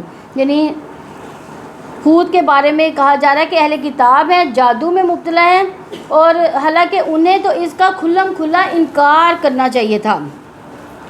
یہود مشرکین کو مسلمانوں سے زیادہ ہدایت پر قرار دیتے تھے، حالانکہ کتاب والوں کا ساتھ دینا چاہیے تھا. تو جادو کبیرہ گناہوں میں سے گناہ ہے. پچھلی قوموں میں بھی انہی خرافات میں پڑنے کی وجہ سے وہ جو قومیں تھیں ہلاک ہوئی تھیں. تو اہل یہود کتاب ہونے کے باوجود اہل کتاب تھے، جادو اور شیطانی عمل کے پیچھے لگ گئے تھے. تو آج مسلمانوں میں بھی یہ خرافات جو ہے وہ بہت زیادہ پائی جاتی ہیں. تو یاد رکھیے جادو کے ذریعے مسائل کو حل کرنے کی کوشش نہیں کرنی چاہیے، بلکہ انسان جادو کے ذریعے مزید مسائل میں پھنس جاتا ہے. تو یہی لوگ ہیں جن پر اللہ تعالیٰ نے لعنت کی، اور جن پر اللہ تعالیٰ لعنت کرتا ہے تو اس کے لیے آپ ہرگز کوئی مددگار نہ پائیں گے، یا ان کے لیے حکومت میں کوئی حصہ ہے تو وہ لوگوں کو کھجور کی گٹھلی کے شگاف کے برابر بھی نہ دیں گے. یا وہ لوگوں سے اسے پر حسد کرتے ہیں تو جو اللہ تعالیٰ نے انہیں اپنے فضل سے عطا کیا، تو یقیناً ہم نے اولاد ابراہیم کو کتاب و حکمت دی اور ہم نے انہیں عظیم بادشاہت سے بھی نوازا. پھر ان میں سے کوئی ہے جو اس پر ایمان لائے، ان میں سے کوئی ہے جو اس سے منہ موڑ گیا، اور جلانے کو جہنم ہی کافی ہے. یعنی نبی کی بات نہ مانی تو اس کا کچھ نقصان نہیں، نقصان نہ ماننے والوں کا ہے. بلا شبہ جن لوگوں نے ہماری آیات کا کفر کیا بہت جلد ہم انہیں آگ میں ڈالیں گے. جب کبھی ان کی کھالیں گل سڑ جائیں گی تو ہم انہیں ان کے علاوہ کھالیں بدل دیں گی تاکہ وہ عذاب چکھے. یقیناً اللہ تعالیٰ ہمیشہ سے ہی سب پر غالب کمال حکمت والا ہے. یعنی جہنم میں جہنمی کے جسم کی کھال 70 بالش چوڑی ہوگی، کان کی لو سے گردن تک کا فاصلہ 700 تک کا فاصلہ ہوگا، ایک داڑھ احد پہاڑ کے برابر ہوگی. موٹاپا تو دنیا میں مصیبت و وبال کا باعث ہے، تو کبیرہ گناہوں کا ارتکاب کوئی کھیل نہیں ہے، انسان کے لیے ہلاکت ہے، اس لیے ان چیزوں سے اپنی زندگی میں ہی توبہ کر لیں۔ اللہ تعالیٰ ہم سب کو کبیرہ گناہوں کے نہ کرنے کے لیے یعنی ہدایت دیتا رہے اور ہمیں توفیق ہی نہ دے کہ ہم کبیرہ گناہ کر سکیں۔ اور وہ لوگ جو ایمان ہے انہوں نے نیک اعمال کیے، انہیں جلد ہی ہم اپنے ایسے باغات میں داخل کریں گے جن کے نیچے سے نہریں جاری ہوں گی، ہمیشہ رہنے والے ہیں ان میں ہمیشہ ہمیشہ، ان کے لیے اس میں نہایت پاک صاف بیویاں ہوں گی، اور ہم انہیں بہت گھنے سائے میں داخل کریں گے۔ یعنی جب بھی جنت کی عورتوں کی بات آتی ہے، پاکیزگی کی بات آتی ہے، ایک عورت کے اندر کون سی خصوصیات ہونی چاہیے؟ کہ وہ پاکیزہ نگاہ والی ہو، پاکیزہ گفتگو والی ہو، اپنی عزت و عصمت کی پاکیزگی اس میں ہو، حرام چیزوں سے بچتی ہو۔ یقیناً اللہ تعالیٰ تمہیں حکم دیتا ہے کہ امانتوں کو ان کے حقداروں کے سپرد کر دو، جب تم لوگوں کے درمیان فیصلہ کرو تو انصاف کے ساتھ فیصلہ کرو۔ یقیناً اللہ تعالیٰ تمہیں اس کے ذریعے بہت ہی اچھی نصیحت کرتا ہے، بلا شبہ اللہ تعالیٰ ہمیشہ سے ہی سب کچھ سننے والا، سب کچھ دیکھنے والا ہے۔ یعنی عہدے اور ذمہ داریاں ان کو دینا چاہیے جو نبھانے کے اہل بھی رکھتے ہوں۔ کسی اختلاف کی صورت میں کسی ایک کا ساتھ نہ دو، انصاف سے فیصلہ کرنا ہے، اسے جماعتیں آرگنائزیشن یعنی ملک آگے بڑھتے ہیں اگر انصاف ہوگا۔ اے لوگوں جو ایمان ہے، اللہ تعالیٰ کی اطاعت کرو، اللہ تعالیٰ کے رسول کی اطاعت کرو، اپنے میں سے حکم دینے والوں کی اطاعت کرو۔ پھر اگر کسی چیز پر تم آپس میں جھگڑ پڑو تو اس کو اللہ تعالیٰ اور اس کے رسول کی طرف لوٹا دو۔ اگر تم اللہ تعالیٰ اور آخرت کے دن پر ایمان رکھتے ہو، یہ بہتر ہے اور انجام کے لحاظ سے زیادہ اچھا ہے۔ یعنی اختلاف کی صورت میں فیصلہ اللہ اور اس کے رسول کی طرف لے جاؤ، اتحاد اللہ اور اس کے رسول کی بات پر ہوگا، شخصیت پرستی سے بچو۔ حکمرانوں کی اطاعت کی بھی اہمیت پتہ چلتی ہے، لیکن حکمرانوں کی اطاعت اللہ کی اطاعت کے مطابق ہی ہوگی، اللہ کی نافرمانی میں نہیں۔ کیا تم نے ان لوگوں کو نہیں کی طرف دیکھا جو دعویٰ کرتے ہیں کہ یقیناً وہ ایمان لائے اس پر جو آپ پر نازل کیا گیا اور اس پر بھی جو آپ سے پہلے نازل کیا گیا؟ وہ ارادہ رکھتے ہیں کہ آپس کے فیصلے غیر اللہ کی طرف لے جائیں، حالانکہ انہیں حکم دیا گیا کہ اس کا کفر کرے، اور شیطان ارادہ رکھتا ہے کہ انہیں بہکا کر گمراہ کرتے، بہت دور کا بہکانا۔ اور جب ان سے کہا جاتا ہے کہ آؤ اس کی طرف جو اللہ تعالیٰ نے نازل کیا، رسول کی طرف آؤ، تو آپ منافقوں کو دیکھیں گے کہ وہ تم سے منہ موڑتے ہیں، صاف منہ موڑنا۔ پھر کیا حال ہوتا ہے جب ان کی اس وجہ سے مصیبت پہنچتی ہے تو ان کے ہاتھوں سے آگے بھیجا۔ پھر وہ آپ کے پاس اللہ تعالیٰ کی قسمیں کھاتے ہوئے آتے ہیں کہ ہم نے تو محض بھلائی اور آپس میں ملانے کے سوا کچھ نہیں چاہا۔ یہی لوگ ہیں جن کو اللہ تعالیٰ جانتا ہے جو کچھ ان کے دلوں میں ہے، چنانچہ آپ ان سے منہ موڑ لیں، انہیں واعظ و نصیحت کریں اور ان کے لیے ان کے دلوں میں بہت اثر کرنے والی بات کریں۔ یعنی پیغمبرانہ اخلاق کی بات یہاں پہ کی جا رہی ہے کہ وہ لوگ جو آپ صلی اللہ علیہ وسلم سے بے رخی کرتے ہیں، آپ کے مقام کی قدر نہیں کرتے، ان کو نظر انداز کریں تو نصیحت کریں، ان کو دلوں کو نرم کرنے والی بات کریں۔ ہمیں بھی رسول اللہ صلی اللہ علیہ وسلم کی پیروی میں اس اخلاق کو اپنانا چاہیے۔ اور ہم نے ہر رسول کو محض اس لیے بھیجا کہ اللہ تعالیٰ کے حکم سے اس کی اطاعت کی جائے، اور بلا شبہ اگر وہ آپ کے پاس آ جاتے جنہوں نے خود پر ظلم کیا تھا، پھر وہ اللہ تعالیٰ سے بخشش مانگتے اور رسول ان کی بخشش مانگتا، یا تو وہ اللہ تعالیٰ کو یقیناً بہت زیادہ توبہ قبول کرنے والا، نہایت رحم والا پاتے۔ ان انسانوں کے لیے مصیبتوں کا باعث جو بنتے ہیں وہ رزق سے محروم کر دیتے ہیں، یعنی بعض کا صحت کے مسائل میں مبتلا کر دیتے ہیں۔ ان کا حل کیا ہے؟ استغفار ہے۔ پس تیرے رب کی قسم وہ مومن نہیں ہو سکتے یہاں تک کہ وہ آپ کو اس معاملے میں فیصلہ کرنے والا مان لے جو ان کے درمیان جھگڑا پڑ جائے، پھر آپ جو فیصلہ کر دیں اس پر وہ اپنے دلوں میں کوئی تنگی نہ پائیں اور وہ اسے تسلیم کر لیں۔ پوری طرح تسلیم کرنا یعنی آپ صلی اللہ علیہ وسلم کے فیصلوں کو ماننا جو ہے وہ بہت ضروری ہے، کیونکہ یہ ایمان کا تقاضا ہے۔ اور اگر واقعتاً ان پر فرض کر دیتے کہ اپنے آپ کو قتل کرو یا گھروں سے نکل جائے تو وہ ایسا نہ کرتے، مگر ان میں سے بہت تھوڑے لوگ اگر واقعتاً وہ اس پر عمل کرتے جس کو انہیں نصیحت کی جاتی ہے تو یقیناً ان کے لیے بہت بہتر اور زیادہ ثابت قدم رکھنے والا ہوتا۔ یعنی بندہ جب اپنے علم کے مطابق عمل کرتا ہے تو اللہ تعالیٰ اس کے علم میں اضافے کے ساتھ ساتھ اسے ثابت قدمی بھی عطا کرتا ہے، لہٰذا اس قرآن کے ساتھ جڑے رہیں، اس کے مطابق عمل کریں، انشاءاللہ ثابت قدمی انشاءاللہ اللہ تعالیٰ عطا کرے گا، اور تب ہم انہیں یقیناً اپنی جانب سے اجر عظیم بھی عطا کرتے ہیں، اور لازماً ہم انہیں سیدھے راستے پر چلنے کی ہدایت دیتے ہیں، اور جو اللہ اور اس کے رسول صلی اللہ علیہ وسلم کی اطاعت کرے گا تو وہ اس کے ساتھ ہوں گے جن پر اللہ تعالیٰ نے انعام کیا، نبیوں، صدیقیوں اور شہیدوں اور صالحین میں سے، اور یہی بہترین ساتھی ہیں۔ یہ اللہ تعالیٰ کا فضل ہے، اللہ تعالیٰ کافی ہے سب کچھ جاننے والا۔ یعنی نبی صلی اللہ علیہ وسلم کی خدمت میں ایک صحابی حاضر ہوئے تو ایک دن کہنے لگے کہ اللہ کے رسول، جب آپ کے پاس ہوتا ہوں تو آپ کو دیکھتا ہوں تو میرا دل خوش ہوتا ہے، لیکن مجھے یہ ڈر ہے کہ میں جب فوت ہو جاؤں گا تو آپ بھی دنیا میں نہیں رہیں گے، تو پھر مرنے کے بعد آپ کا مقام تو بہت بلند ہوگا، تو ہم پتہ نہیں کہاں ہوں گے، تو اس میں بہت میں غمگین ہو جاتا ہوں کہ مرنے کے بعد آپ کی محبت، آپ کی صحبت اور رفاقت اور قرب کیسے ملے گا۔ کہ ہمیں کبھی یہ چیز ہم نے کبھی سوچی ہے کہ نبی صلی اللہ علیہ وسلم کا قرب، ہمیں نبی کی رفاقت کیسے ملے گی؟ وہ ان صحابی کو اتنی فکر تھی، تو اس پر آپ صلی اللہ علیہ وسلم پر یہ آیت نازل ہوئی، جو اللہ اور اس کے رسول کی اطاعت کرے گا وہ انہی لوگوں کے ساتھ ہوگا۔ حضرت انس رضی اللہ عنہ کہتے ہیں کہ ہمارے لیے اس سے بڑھ کر خوشی کا دن تھا ہی نہیں کہ جس میں آپ نے ہمیں یہ بتایا کہ انسان اسی کے ساتھ ہوگا جس کے ساتھ وہ محبت کرے گا۔ تو آج ہمیں یہ دیکھنا چاہیے ہمیں کس کے ساتھ محبت ہے، کیا نبی صلی اللہ علیہ وسلم کے ساتھ اتنی محبت کرتے ہیں کہ جو ہمیں ہر چیز سے زیادہ افضل ہو؟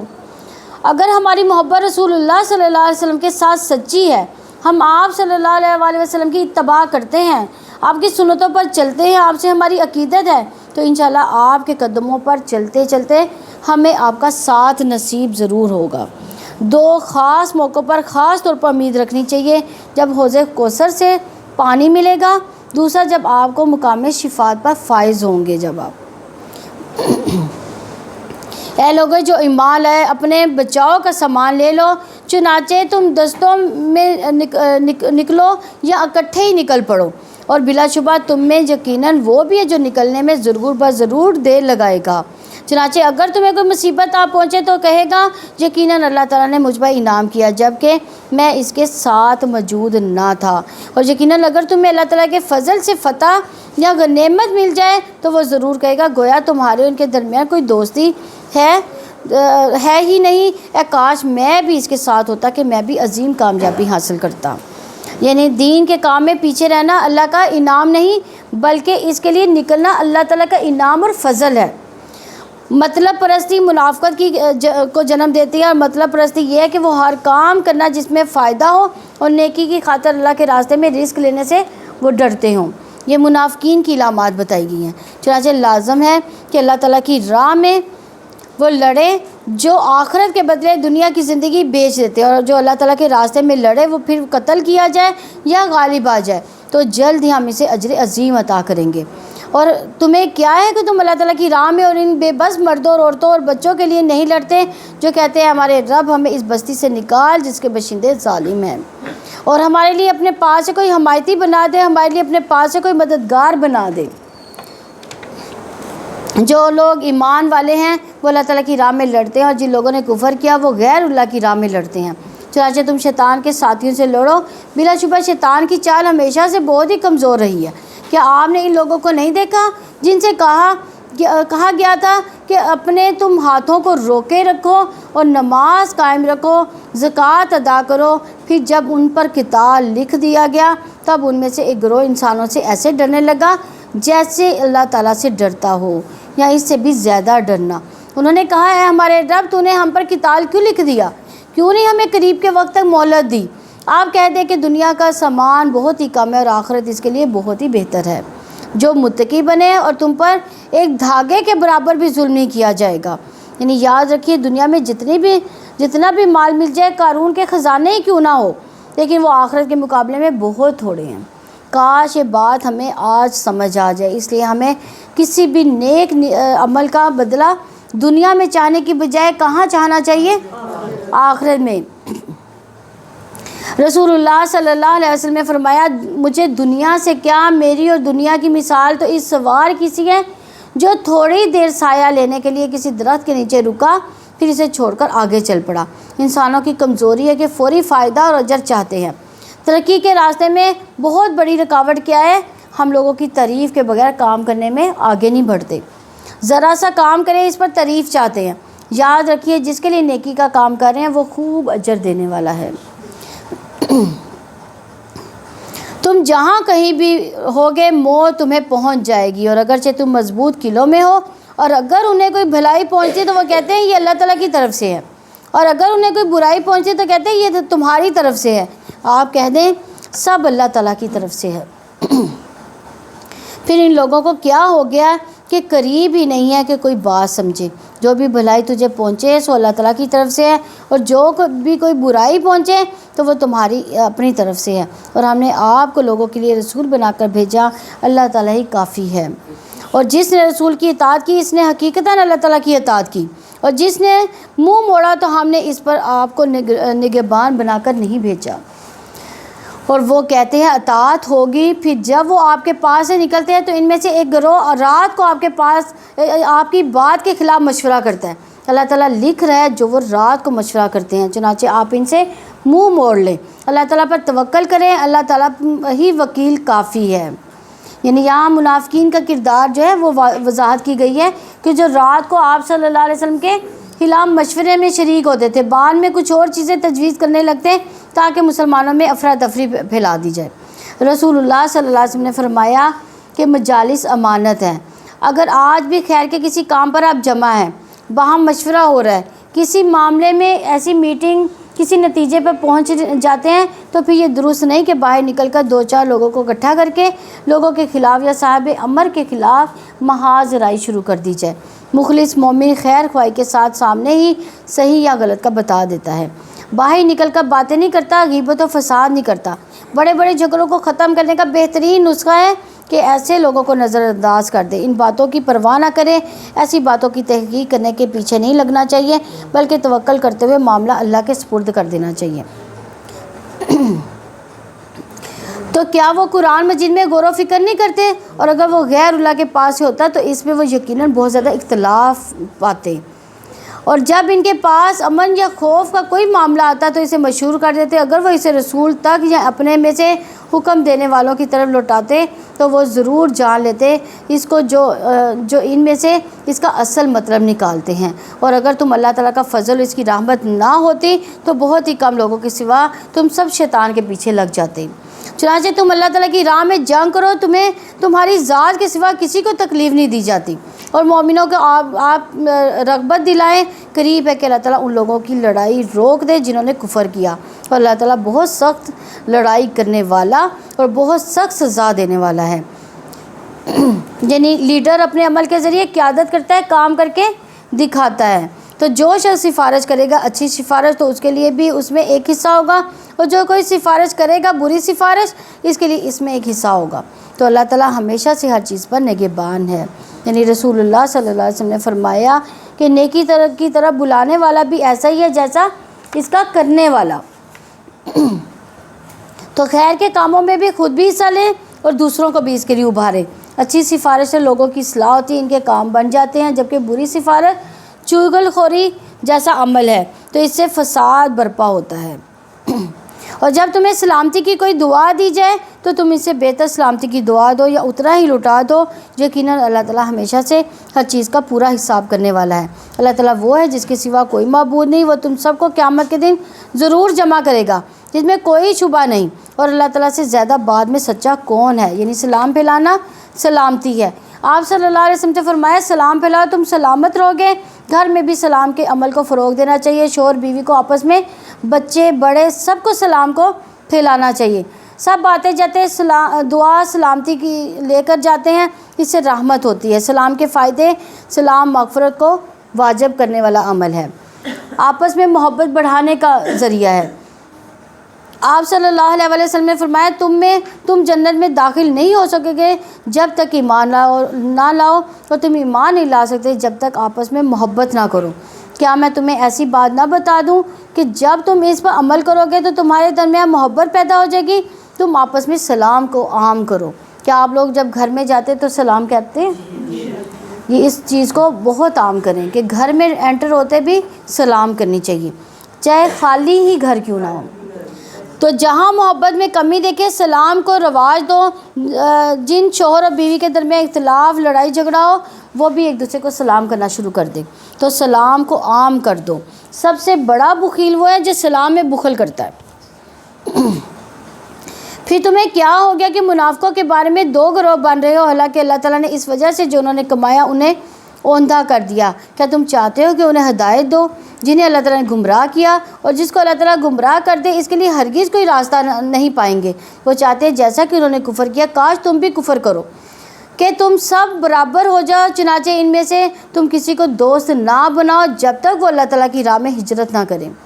بس اگر وہ منہ پھیر لیں تو جہاں بھی تم ان کو پاؤ انہیں پکڑو اور قتل کرو. ان میں سے کوئی دوست اور نہ کوئی مددگار بناؤ سوائے ان لوگوں کے جو ایسے لوگوں سے وابستہ ہوں کہ تمہارے درمیان ان کے درمیان معاہدہ ہے، یا وہ تمہارے پاس اس حال میں آئے کہ ان کے سینے تنگ ہیں کہ وہ تم سے لڑیں یا اپنی قوم سے لڑیں. اور اگر اللہ تعالیٰ چاہتا تو ضرور انہیں تم پر مسلط کر دیتا، پھر وہ ضرور تم سے لڑتے. سو اگر وہ تم سے کنارہ کشی اختیار کریں تو تم سے جنگ نہ کریں، تمہاری طرف صلح کا پیغام بھیجیں.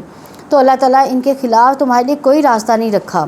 جلد ہی تم کچھ لوگوں کو پاؤ گے جو ارادہ رکھتے ہیں کہ تم سے بھی امن میں رہیں اور اپنی قوم سے بھی امن میں رہیں، مگر جب کبھی انہیں فتنے کی طرف لوٹایا جاتا ہے تو ان میں اوندھے ڈال دیے جاتے ہیں. چنانچہ وہ اگر تم سے الگ نہ رہے تم پر صلح بھی پیش کریں اور اپنے ہاتھ سے تم سے نہ رکیں تو تم ان کو پکڑو اور جہاں بھی انہیں پاؤ قتل کرو. اور یہی لوگ ہیں جن کے خلاف ہم نے تمہاری واضح دلیل بنا دی. اور کسی مومن کا یہ کام نہیں کہ کسی مومن کو قتل کرے مگر غلطی سے. جو کسی مومن کو غلطی سے قتل کر دے گا تو ایک مومن غلام آزاد کرنا ہے اور مقتول کے گھر والوں کو دیت ادا کرنی ہے، مگر یہ کہ وہ صدقہ کر کے معاف کر دیں. پھر اگر مقتول ایسی قوم سے ہو جو تمہاری دشمن ہے حالانکہ وہ خود مومن ہو تو ایک مومن غلام کو آزاد کرنا ہے. اور اگر وہ ایسی قوم سے ہو جس کے اور تمہارے درمیان معاملہ ہو چکا تو اس کو دیت ادا کرنی ہے جو اس کے گھر والوں کے حوالے کی گئی. اور ایک مومن غلام کو آزاد کرنا ہے. تو جو کوئی نہ پائے غلام تو اس پر 2 مہینے کے لگاتار روزے رکھنا ہے. یہ اللہ تعالیٰ کی طرف سے توبہ کے لیے ہے اور اللہ تعالیٰ ہمیشہ سے سب کچھ جاننے والا کمال حکمت والا ہے. یعنی غلطی سے قتل کرنے کا کفارہ یہاں بیان کیا جا رہا ہے کہ 2 ماہ کے لگاتار روزے رکھے جائیں گے، یعنی کوئی بھی روزہ بیچ میں چھوٹنے نہ پائے. مومن کی جان کی اللہ تعالیٰ کی نگاہ میں بڑی قدر ہے. اب قتل معمولی بات، انسانی جان بہت سستی ہو گئی ہے. اگر آج کل دیکھا جائے تو عام قتل ہو گئے ہیں. تو جو شخص کسی مومن کو جان بوجھ کر قتل کرے اس کی سزا جہنم ہے جس میں وہ ہمیشہ رہنے والا ہے. اس پر اللہ تعالیٰ غضبناک ہو گیا اور اس نے لعنت کی اس پر اور اس کے لیے بہت بڑا عذاب تیار کیا ہے. یعنی رسول اللہ صلی اللہ علیہ وسلم نے فرمایا ایک مسلمان کی ہر چیز دوسرے مسلمان پر حرام ہے، اس کا مال، اس کا خون، اس کی عزت، اس کی آبرو. اگر تمام آسمان و زمین والے کسی مومن کے قتل میں شریک ہوں تو اللہ اس سب کو جہنم میں دھکیل دے گا. یہ تو عمومی قتل کی بات ہے. تو یاد رکھیے کوئی بھی بچہ جس میں روح پڑ چکی ہو، اس کا دل دھڑکتا ہو، اس کو مارنا بھی قتل ہے. کون سا بچہ؟ اور فکر اور بیماری کی ڈر کی وجہ سے ایسا قتل کرنا جہالت اور حماقت ہے. تو حمل میں بعض اوقات کہا جاتا ہے کہ بچہ ٹھیک نہیں ہے ختم کروا دو. یہ بھی عمل جو ہے وہ درست نہیں ہے. اے لوگوں جو ایمان لائے ہو، جب تم اللہ تعالیٰ کی راہ میں سفر کرو تو تم خوب تحقیق کرو جو تمہیں سلام پیش کرے اور اسے مت کہو کہ تم مومن نہیں، تم دنیا کی زندگی کا سامان تلاش کرتے ہو، حالانکہ اللہ تعالیٰ کے پاس بہت سی غنیمتیں ہیں. اس سے پہلے تم بھی ایسے ہی تھے تو اللہ تعالیٰ نے تم پر احسان کیا، بس تم خوب تحقیق کر لیا کرو جو بھی تم کرتے ہو. اللہ تعالیٰ ہمیشہ سے اس پر پورا باخبر ہے. تو مومنوں میں سے بغیر کسی تکلیف کے بیٹھ رہنے والے اپنے مال و جان کے ساتھ اللہ تعالیٰ کی راہ میں جہاد کرنے والے برابر نہیں. اللہ تعالیٰ نے بیٹھنے والوں پر اپنی جان و مال سے جہاد کرنے والوں کو درجے میں فضیلت سے نوازا اور ہر ایک سے اللہ تعالیٰ نے بھلائی کا وعدہ کیا. اللہ تعالیٰ نے مجاہدوں کو گھروں میں بیٹھ رہنے والوں پر اجر عظیم میں فضیلت دی ہے. یعنی کام کا کرنا نہ کرنا، محنت کرنا یا نہ کرنا، وقت لگانا یا نہ لگانا، مال لگانا یا نہ لگانا، وہ سب ایک برابر نہیں ہو سکتا. دنیا میں تو آگے جانے کی مسلسل کوشش کرتے ہیں لیکن آخرت میں آگے جانے کے لیے کوششیں کیوں نہیں کی جاتی؟ جو جتنی زیادہ محنت کرے گا اس کا اجر بھی اتنا ہی زیادہ ہوگا۔ دنیا میں کوئی کتنا بھی بلند ہو جائے بالآخر جانا وہی ہے۔ دنیا میں بڑے بڑے نامور لوگ آئے اپنے وقت کے بہت طاقتور، دنیاوی لحاظ سے شاندار، آج وہ کہاں ہیں، ان کی قبروں تک کوئی نہیں جانتا۔ پوری بستیاں گمنام ہیں۔ جنت کے درجے سے دوسرے درجے میں اتنا فاصلہ جیسے زمین و آسمان کے درمیان کا فاصلہ، اور اصل گھر تو آخر ہے جس کو بنانے کی فکر کرنی چاہیے، وہ ہمیشگی کی بلندی ہے۔ تو اپنی طرف سے درجات اور مغفرت اور رحمت کی، اور اللہ تعالیٰ ہمیشہ سے بے حد بخشنے والا، نہایت رحم والا ہے۔ یقیناً جو لوگ اپنی جانوں پر ظلم کرنے والے تھے ان کی روحیں فرشتے اس حال میں قبض کرتے ہیں کہ اس سے فرشتے کہتے ہیں تم کس حال میں تھے؟ وہ جواب دیتے ہیں ہم زمین میں کمزور تھے۔ فرشتے ان سے کہتے ہیں کیا اللہ تعالیٰ کی زمین وسیع نہ تھی کہ تم اس میں ہجرت کرتے؟ تو یہی لوگ ہیں، ان کا ٹھکانہ جہنم ہے، وہ بہت ہی بری لوٹنے کی جگہ ہے۔ یعنی اس آیت میں ہجرت کی فضیلت بتائی گئی ہے کہ ایک وہ ہجرت ہے جس میں لوگوں نے رسول اللہ صلی اللہ علیہ وسلم کے ساتھ ہجرت کی۔ ہجرت کی ایک اور صورت بھی ہے، رسول اللہ صلی اللہ علیہ وسلم نے فرمایا مہاجر وہ ہے جو اللہ کی منع کی ہوئی چیزوں کو چھوڑ دے۔ ایک اور جگہ پر آتا ہے کہ آپ صلی اللہ علیہ وسلم سے پوچھا گیا کون سی ہجرت افضل ہے؟ آپ نے فرمایا ایسے شخصی جو اللہ کی حرام کردہ امور کو چھوڑ دے، غلط زندگی کو چھوڑے اور غلط کاموں کو چھوڑ دے، غلط عادتوں کو چھوڑ دے، یہ بھی ہجرت ہی ہے۔ ان کمزور مردوں اور عورتوں اور بچوں کے سوا جو نہ کسی تدبیر کے طاقت رکھتے ہیں نہ ہی نکلنے کا راستہ پاتے ہیں، چنانچہ یہ لوگ ہیں، امید ہے کہ اللہ تعالیٰ انہیں معاف کر دے۔ اللہ تعالیٰ ہمیشہ سے ہی بہت معاف کرنے والا، بے حد بخشنے والا ہے۔ اور جو کوئی اللہ تعالیٰ کی راہ میں ہجرت کرے گا وہ زمین میں پناہ کی بہت جگہ بڑی کشادگی پائے گا، اور جو اپنے گھر سے اللہ تعالیٰ اس کے رسول کی طرف ہجرت کرتے ہوئے نکلا پھر اسے موت پالے تو یقیناً اس کا اجر اللہ تعالیٰ پر ثابت ہو گیا۔ اللہ تعالیٰ ہمیشہ سے ہی بڑا بخشنے والا، نہایت رحم والا ہے۔ اور جب تم زمین میں سفر کرو تو تم پر کوئی گناہ نہیں یہ کہ تم نماز قصر کرو، اگر تمہیں ڈر ہو کہ تمہیں وہ لوگ فتنے میں ڈالیں گے جنہوں نے کفر کیا تو بلا شبہ کافر تمہارے لیے کھلے دشمن ہے۔ یعنی جنگ کے علاوہ امن کے سفر میں بھی نماز کو قصر کرنے کی اجازت ہے۔ نبی کریم صلی اللہ علیہ وسلم سفر میں روزہ رکھتے تھے اور چھوڑ بھی دیتے تھے، فرض کی 2 رکعت نماز پڑھتے تھے، اور جب آپ ان میں سے موجود ہوں تو ان کے لیے نماز کھڑی کریں تو لازم ہے ان میں سے ایک جماعت آپ کے ساتھ کھڑی، اور لازم ہے کہ وہ اپنا اسلحہ اٹھائے رکھے۔ یہ کون سی نماز کی بات ہو رہی ہے؟ جنگ اور خوف کی حالت میں، اور لازم ہے کہ وہ اپنا اسلحہ اٹھائے رکھیں۔ چنانچہ جب وہ سجدہ کر چکے تو لازم ہے کہ وہ تمہارے پیچھے ہو جائیں، اور دوسرا گروہ جس نے ابھی نماز نہیں پڑھی بس لازم ہے کہ وہ آ کر آپ کے ساتھ نماز پڑھیں، اور لازم ہے کہ اپنا سامان حفاظت اپنا اسلحہ اٹھائے رکھیں۔ وہ لوگ چاہتے ہیں جنہوں نے کفر کیا کہ کاش تم اپنے اسلحے اپنے سامان سے غافل ہو جاؤ تو وہ تم پر ایک بار ہی ٹوٹ پڑیں، اور تم پر کوئی گناہ نہیں کہ اگر تمہیں بارش کی تکلیف ہو یا اگر تم بیمار ہو اور تم اپنا اسلحہ اتار کر رکھ دو، اپنے بچاؤ کا سامان پکڑے رکھو، بلا شبہ اللہ تعالیٰ نے کافروں کے لیے رسوا کرنے والا عذاب تیار کر رکھا ہے۔ یعنی صلاۃ خوف کا طریقہ اس آیت میں بتایا جا رہا ہے کہ سیکھنے کی بات یہ ہے کہ تمام حالات میں انسان کو تیار، ہر طرح کے حالات کا سامنا کرنے کے لیے تیار رہنا چاہیے، یہاں تک کہ حالت نماز میں بھی۔ تو اس آیت میں نماز کی اہمیت کا بھی پتہ چلتا ہے کہ وقت کی پابندی کے ساتھ نماز ادا کرو چاہے دشمن سر پہ ہو۔ تو ہم تو امن کی حالت میں بھی نماز پوری نہیں پڑھتے، کون کون نمازیں چھوڑتا ہے؟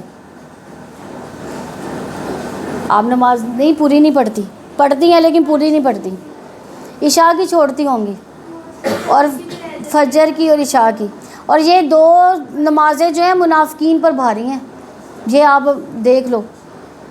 تو اپنے آپ کو ریمائنڈر دیا کرو کہ اگر خدا نہ خواستہ یہ فجر کے ٹائم پہ ہم میرے ارد گرد آ جائے گی تو کیا کروں گی؟ میں اٹھ جاؤں گی نا فٹافٹ۔ تو یہ سمجھ لیں کہ نماز چھوڑ دینا ایسے ہی ہے جیسے ہم آگ میں ڈالیں گے، تو اس لیے نماز کو لازم قرار دیں۔ پھر جب تم پوری کر چکو تو کھڑے ہوئے اور بیٹھے ہوئے اپنے پہلوؤں پر لیٹے ہوئے اللہ تعالیٰ کو یاد رکھو۔ پھر جب تم بے خوف ہو جاؤ تو نماز قائم کرو۔ بلا شبہ نماز ہمیشہ سے ایمان والوں پر ایسا فرض ہے جس کا وقت مقرر کیا ہوا ہے۔ یعنی سفر میں بھی وقت کی پابندی ضروری ہے، یہ نہیں کہ ساری نمازیں رات کو اکٹھی پڑھ لیں گے۔ اگر جو پر ہیں تو ایسے نہیں کہ کام میں لگے ہوئے ہیں، سنت و نفل پڑھنے کا وقت نہیں، کم از کم فرض تو ضرور پڑھ لیں۔ تو سفر میں ایک ایپ ہے حلال ٹرپ، اس میں اگر آپ اپنی فلائٹ کا نمبر ڈال دیں تو جہاز میں انٹرنیٹ کے بغیر ہی آپ کو وہ بتا دے گا کہ آپ کی ظہر کی نماز کہاں ہو رہی ہے، آپ کی عصر کی نماز کہاں ہو رہی ہے۔ سفر میں 2 نمازیں جمع بھی کر سکتے ہیں، جیسے ظہر اور عصر اور مغرب اور عشاء، لیکن فجر جو ہے وہ اکیلی ہی پڑھی جائے گی۔ لیکن نبی صلی اللہ علیہ وسلم جو فجر کی جو ہے وہ سنتیں سفر میں بھی نہیں چھوڑا کرتے تھے، نہ ہی تو قضاء میں چھوٹتی ہیں، نہ ہی سفر میں۔ سفر میں میں نے سنا تھا کہ جہاز میں بھی اگر آپ اتر سکتے ہیں 2 پٹی کر کے زمین پہ پڑے۔ ہاں اگر آپ کا، لیکن بعض کا جیسے ہم امریکہ جا رہے ہیں یا کینیڈا جا رہے ہیں تو اس میں کیا ہوتا ہے 24 گھنٹے کا سفر ہوتا ہے، اس میں اترنا ممکن نہیں ہے۔ حالانکہ حکم تو یہی ہے کہ فرض نماز جو ہے زمین پر پڑھی جائے، لیکن اب جب زمین ہے ہی نہیں، ہماری تو 5 کی 5 نمازیں جو ہیں وہ قضا ہو جائیں گی، تو قضا کرنے سے بہتر ہے، اس کے لیے اللہ تعالیٰ نے چھوٹ دی ہے، آپ اس میں بھی نماز پڑھ سکتی ہیں۔ اگر آپ رخ کر سکتی ہیں، آپ کو قبلے کا پتہ چل رہا ہے، آپ ادھر ہی قبلے کا رخ جو ہے اس طرف موڑ لیں۔ یعنی گاڑی میں بھی بیٹھ کے بندہ پڑھ سکتا ہے؟ نہیں، گاڑی میں نہیں، گاڑی کو روکا جا سکتا ہے، گاڑی کو روکا جا سکتا، جہاز کو نہیں روکا جا سکتا۔ جہاز ایک ایسی چیز ہے کہ جہاز کو نہیں روکا جا سکتا، تو آپ گاڑی کو تو روک سکتی ہیں نا۔ اور اس قوم کے پھر جب تم پوری کر چکو تو کھڑے ہوئے بیٹھے ہوئے اپنے پہلوؤں پر لیٹے ہوئے اللہ تعالیٰ کو یاد کرتے رہو، پھر جب تم بے خوف ہو جاؤ تو نماز قائم کرو۔ بلا شبہ نماز ہمیشہ سے ایمان والوں پر ایسا فرض ہے جس کا وقت مقرر کیا ہوا ہو۔ اس قوم کے تعاقب میں ہمت نہ ہارو، اگر تم تکلیف اٹھاتے ہو تو بلا شبہ وہ بھی تکلیف اٹھاتے ہیں جیسا کہ تم تکلیف اٹھاتے ہو، اور تم اللہ تعالیٰ سے وہ امید رکھتے ہو جو وہ امید نہیں رکھتے۔ اللہ تعالیٰ ہمیشہ سے سب کچھ جاننے والا، کمال حکمت والا ہے۔ اور یقیناً ہم نے آپ کی طرف یہ کتاب حق کے ساتھ نازل کی تاکہ آپ لوگوں کے درمیان اس کے مطابق فیصلہ کریں جو اللہ تعالیٰ نے آپ کو دکھایا، اور آپ خیانت کرنے والوں کی خاطر جھگڑنے والے نہ ہوں۔ اور اللہ تعالیٰ سے بخشش مانگو، بلا شبہ اللہ تعالیٰ ہمیشہ ہی سے بے حد بخشنے والا، نہایت رحم والا ہے۔ اور آپ ان کی جانب سے جھگڑا نہ کریں جو اپنے آپ سے خیانت کرتے ہیں، یقیناً اللہ تعالیٰ اس سے محبت نہیں کرتا جو ہمیشہ سے خائن ہے، سخت گناہ گار ہے، اور لوگوں سے چھپنا چاہتے ہیں لیکن اللہ تعالیٰ سے نہیں چھپنا چاہتے، حالانکہ وہ تو اس وقت بھی ان کے پاس ہوتا ہے جب وہ رات کو ان باتوں کا جن سے اللہ تعالیٰ راضی نہیں ہوتا مشورے کرتے ہیں، اور جو بھی وہ کرتے ہیں اللہ تعالیٰ ہمیشہ سے اس کا احاطہ کرنے والا ہے۔ ہاں تم ہی وہ لوگ ہو جنہوں نے ان کی خاطر دنیا کی زندگی میں جھگڑا کیا، تو قیامت کے دن ان کے بارے میں اللہ تعالیٰ کے سامنے کون جھگڑا کرے گا یا کون ان پر وکیل ہوگا؟ یعنی اپنی قوم، خاندان، دوست، ان کا ناحق ساتھ نہیں دینا چاہیے، اپنوں کی محبت اور احترام انصاف کے راست پر حائل نہیں کرنا چاہیے، یہ ظلم ہے۔ مثلاً بیٹیاں ماں سے مل جائیں بہو کے خلاف، اگرچہ زیادتی ماں کی طرف سے ہو، اپنے پیاروں کا دفاع آخرت میں کام نہیں آئے گا، اور انصاف کرنے والے قیامت کے دن نور کے ممبروں پر ہوں گے۔ یعنی ہم اگر خاندانی نظام میں بھی انصاف کرتے، بہن بھائیوں میں انصاف کرتے ہیں، اور اپنے بھابھیوں اور اپنی ماں کے درمیان بھی انصاف کرتے ہیں، تو ہم کہاں پہ ہوں گے؟ نور کے ممبروں پر ہوں گے۔ اللہ تعالیٰ ہم سب کو عطا فرمائے۔ اور جو شخص کوئی برائی کرے، اپنی جان پر ظلم کرے، پھر اللہ تعالیٰ سے بخشش کی درخواست کرے تو وہ اللہ تعالیٰ کو بے حد بخشنے والا، نہایت رحم والا پائے گا۔ یعنی رسول اللہ صلی اللہ علیہ وسلم نے فرمایا جو مسلمان کوئی گناہ کر بیٹھے پھر وضو کرے، اس کے بعد 2 رکعت نماز پڑھے، اللہ تعالیٰ سے اپنے اس گناہ کی معافی مانگے تو اللہ تعالیٰ اس کے گناہ کو یقیناً معاف کر دے گا۔ اللہ سے پوری امید کے ساتھ بخشش مانگنی چاہیے اور توبہ کرنی چاہیے۔ رسول اللہ صلی اللہ علیہ وسلم نے فرمایا بائیں طرف والا فرشتہ 6 گھڑیاں مسلمان گناہ گار بندے سے اپنا قلم اٹھائے رکھتا ہے، اگر وہ شرمندہ ہو، اللہ تعالیٰ سے گناہ کے لیے استغفار کر لے تو وہ لکھے بغیر ہی اس گناہ کو معاف کر دیا جاتا ہے۔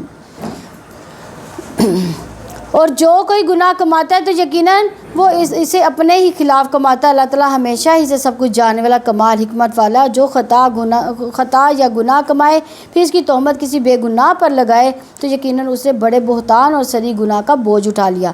اور اگر آپ پر اللہ تعالیٰ کا فضل، اس کی رحمت نہ ہوتی تو اس میں سے ایک گروہ نے ارادہ کر ہی لیا تھا کہ وہ آپ کو گمراہ کر دے، حالانکہ وہ اپنے سوا کسی کو گمراہ نہیں کر رہے اور آپ کو کچھ بھی نقصان نہیں پہنچا رہے۔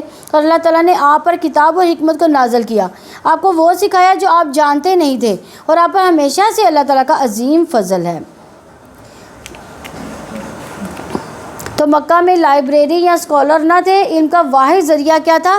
نبی صلی اللہ علیہ وسلم کی وحی تھی، اور ان کی اکثر سرگوشیوں میں کوئی بھلائی نہیں ہے سوائے اس شخص سے جو کسی صدقے کا یا نیکی کا یا لوگوں کے درمیان صلح کروانے کا حکم ہے، اور جو اللہ تعالیٰ کی رضا حاصل کرنے کے لیے یہ کام کرے تو جلد ہی ہم اسے اجر عظیم عطا کریں گے۔ یعنی مجلس میں سرگوشیاں کرنا پسندیدہ چیز نہیں ہے، آداب مجلس کے خلاف ہے۔ پسندیدہ سرگوشی کون سی ہے؟ جہاں چھپا کر صدقہ کرنا مقصود ہو، کسی نیکی کا کام کر رہے ہوں، دو لوگوں کی اصلاح کروانی ہو، اور جو رسول کی مخالفت کرے اس کے بعد کہ اس پر ہدایت واضح ہو چکی اہل ایمان کے راستے کے علاوہ کسی اور کی پیروی کرے تو ہم اس کو ادھر ہی پھیر دیں گے جدھر وہ پھیرے گے، اور اسے جہنم میں داخل کریں گے، وہ بہت ہی بری لوٹنے کی جگہ ہے۔ یعنی امام شافعی نے 300 بار قرآن مجید کو پڑھا ایک حکم ماننے کے لیے کہ مسلمانوں کا جس چیز پر اجماع ہو اس کا کیا حکم ہے۔ آخر میں اس آیت میں اپنے مسئلے کا حل ان کو مل گیا کہ یہ علماء کا غور و فکر ہوتا ہے۔ علماء محض ثواب کے لیے قرآن نہیں پڑھتے بلکہ غور و فکر کے لیے بھی پڑھتے ہیں۔ اللہ تعالیٰ ہم سب کو بھی غور و فکر کرنے کی توفیق عنایت فرمائے۔ تو بلا شبہ اللہ تعالیٰ اس کو نہیں بخشے گا کہ اس کے ساتھ شرک کیا جائے، اور اس کے علاوہ جس کے لیے چاہے گا وہ بخش دے گا، اور جو اللہ تعالیٰ کے ساتھ شریک بنائے تو یقیناً وہ بھٹک گیا۔ یعنی شرک ناقابل معافی جرم ہے۔ شرک سے برات کے لیے لا الہ الا اللہ کا ورد کرنا بہت فائدہ مند ہے۔ لا الہ الا اللہ کا معنی سمجھنا بھی بہت ضروری ہے۔ ابو درداء سے روایت ہے کہ میں نے رسول اللہ صلی اللہ علیہ وسلم کو فرماتے ہوئے سنا کہ ہر گناہ کے بارے میں امید ہے کہ اللہ تعالیٰ اسے بخش دے گا سوائے اس شخص کے جو مشرک ہو کر مرے یا کسی نے مومن کو جان بوجھ کر قتل کیا ہو۔ مشرک کے اعمال قبول نہیں ہوتے۔ رسول اللہ صلی اللہ علیہ وسلم نے فرمایا پیر اور جمعرات کے دن جنت کے دروازے کھول دیے جاتے ہیں اور ہر بندے کی مغفرت کر دی جاتی ہے، اور جو اللہ تعالیٰ کے ساتھ کسی کو شریک نہیں کرتا ہے اس بندے کے سوا جس کی اپنے بھائی کے ساتھ عداوت ہو، چنانچہ کہا جاتا ہے ان دونوں کو مہلت دو یہاں تک کہ یہ صلح کر لیں۔ ان دونوں کو مہلت دی جاتی ہے یہاں تک کہ وہ صلح کر لیں، ان دونوں کو مہلت دی جاتی ہے یہاں تک کہ وہ صلح کر لیں، اور پھر صلح کر لیں تو پھر ان کی بھی بخشش کر دی جاتی ہے۔ تو ہمیں اس حدیث سے کیا سبق ملتا ہے کہ ہمیں کسی کے ساتھ ناراض نہیں ہونا چاہیے، صلح صفائی سے ہی رہنا چاہیے۔ وہ اللہ تعالیٰ کے علاوہ نہیں پکارتے مگر عورتوں کو، اور وہ سرکش شیطان کے سوا کسی کو نہیں پکارتے۔ یعنی امام قیم کہتے ہیں کہ شیطان کی ایک حیران کن چال یہ ہے کہ وہ انسان کے نفس کو سونگھتا ہے یہاں تک کہ وہ جان لیتا ہے کہ ان دو قوتوں میں سے کون سی قوت انسان کے نفس پر غالب رہتی ہے، پیش قدمی اور بہادری کی قوت، باز رہنے، پیچھے ہٹنے یا کمزور ہونے کی قوت۔ تو کرنے کا کام کیا ہے کہ اپنے اندر بلند ہمتی پیدا کرنی ہے، نیکی کے کاموں کو مشکل نہیں بنانا، کوتاہی سستی نہیں دکھانی۔ شیطان کے وسوسے دو طرح کے ہوتے ہیں، کوتاہی کا وسوسہ ڈالتا ہے، حد سے بڑھنے یا غلو کرنے کے لیے کہتا ہے، تو ان دونوں وسوسوں سے بچنا ہے۔ اللہ تعالیٰ نے اس پر لعنت کی ہے۔ شیطان نے کہا کہ یقیناً تیرے بندوں میں سے ایک مقرر حصہ ضرور لوں گا، اور یقیناً میں ضرور انہیں گمراہ کروں گا، یقیناً میں ضرور انہیں جھوٹی امیدیں دلاتا رہوں گا، اور یقیناً میں ضرور انہیں حکم دوں گا سو وہ ضرور میرے حکم سے جانوروں کے کان چیریں گے، اور یقیناً میں اس کو ضرور حکم دوں گا سو یقیناً وہ اللہ تعالیٰ کی پیدا کی ہوئی صورت کو ضرور بدلیں گے۔ اور جو کوئی اللہ تعالیٰ کے علاوہ شیطان کو دوست بناتا ہے تو بلا شبہ اس نے خسارہ اٹھایا، واضح خسارہ۔ یعنی شیطان باطل طریقے سے خوبصورت بنا کر پیش کرتا ہے، باطل اور حق کو خلط بلط کر دیتا ہے، مکس کر دیتا ہے، دھوکہ دیتا ہے، چالیں چلتا ہے، خواہشات کے ذریعے حملہ کرتا ہے، حقیر سمجھے جانے والے اعمال کے ذریعے داخل ہوتا ہے اور انہیں وعدے دیتا ہے، انہیں جھوٹی امیدیں دلاتا ہے۔ شیطان ان کو دھوکے کے سوا کوئی وعدہ نہیں دیتا، یعنی شیطان کے وعدوں سے ہوشیار ہے، بعض اوقات ان کے ذریعے بڑا وقت ضائع ہو جاتا ہے۔ تو یہی لوگ ہیں جن کا ٹھکانہ جہنم ہے، وہ اس سے بھاگنے کی کوئی جگہ نہ پائیں گے۔ اور وہ لوگ جو لوگ ایمان لائے، انہوں نے نیک عمل کیے، انہیں ہم عنقریب جنتوں میں داخل کریں گے جن کے نیچے سے نہریں بہتی ہیں، ان میں ہمیشہ رہنے والے ہیں، ہمیشہ ہمیشہ۔ اللہ تعالیٰ کا سچا وعدہ، اللہ تعالیٰ سے زیادہ کون بات میں سچا ہے؟ نہ تمہاری تمناؤں پر مدار ہے، نہ اہل کتاب کی تمناؤں پر۔ جو کوئی بھی برا عمل کرے گا اسے اس کی سزا دی جائے گی، اور وہ اللہ تعالیٰ کے سوا نہ کوئی دوست پائے گا نہ ہی کوئی مددگار۔ اور جو بھی نیک اعمال میں سے کوئی عمل کرے، مرد ہو، عورت ہو، مومن ہو، تو یہ لوگ جنت میں داخل ہوں گے۔ ان پر کھجور کی گٹھلی کے شگاف کے برابر بھی ظلم نہیں کیا جائے گا۔ اور دین میں اسے اچھا کون ہے جس نے اپنا چہرہ اللہ تعالیٰ کے سپرد کر دیا اور وہ نیکی کرنے والا ہو. اس نے ابراہیم کی ملت کی پیروی کی جو ایک اللہ کی طرف ہو جانے والا تھا. ابراہیم کو اللہ تعالیٰ نے خاص دوست بنا لیا. یعنی ابراہیم علیہ السلام کی پیروی ہی جو ہے وہی اس لائق ہے کیونکہ وہ اپنے رب کے بہت زیادہ اطاعت گزار تھے. سب سے بہترین دین والا وہ ہوتا ہے جو کسی کام کرنے سے پہلے اپنی نیت صرف اپنے رب کے لیے خالص کر لے. نیکی کے کام میں طریقہ بھی درست کرے. درست طریقہ ہے یعنی کون سا طریقہ ہے؟ نہیں، رسول اللہ صلی اللہ علیہ وسلم کی سنت کے مطابق جو طریقہ ہے وہ بہترین طریقہ ہے.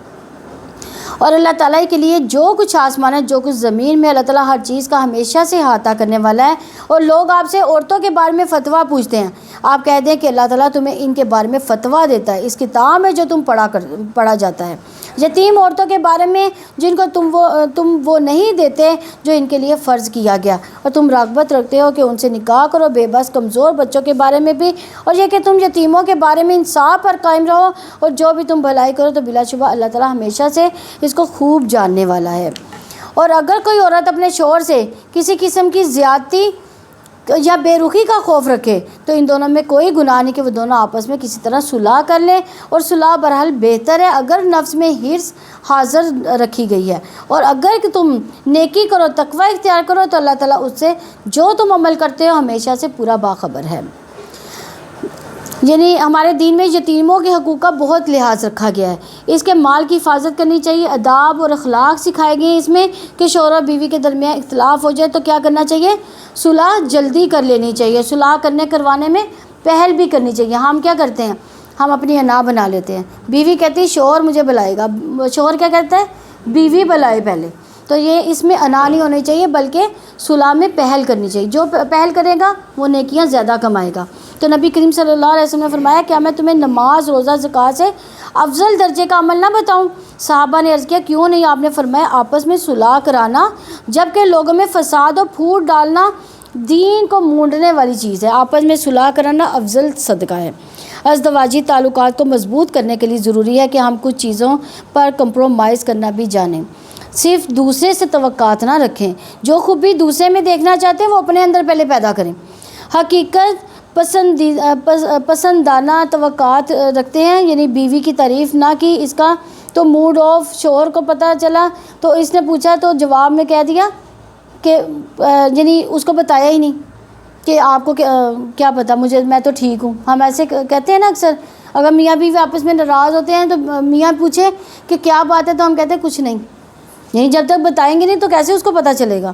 تو جو عادت بدل نہیں سکتے اس کو قبول کریں. جس چیز کو تبدیل کر سکتے ہیں اس کو کوشش کریں. دعا سے بھی تبدیل ہو سکتی ہے. اپنے اندر صبر اور برداشت بھی پیدا کرنی چاہیے. اگر حالات بہت خراب ہو جائیں تو کچھ دنوں کے لیے ماحول بدل لیں. کہیں چند دن کے چلے جائیں، یعنی کہیں بھی جا کر خوشگوار موڈ میں رہیں تاکہ آپ کا بھی موڈ اچھا ہو جائے اور میاں کا بھی موڈ اچھا ہو جائے.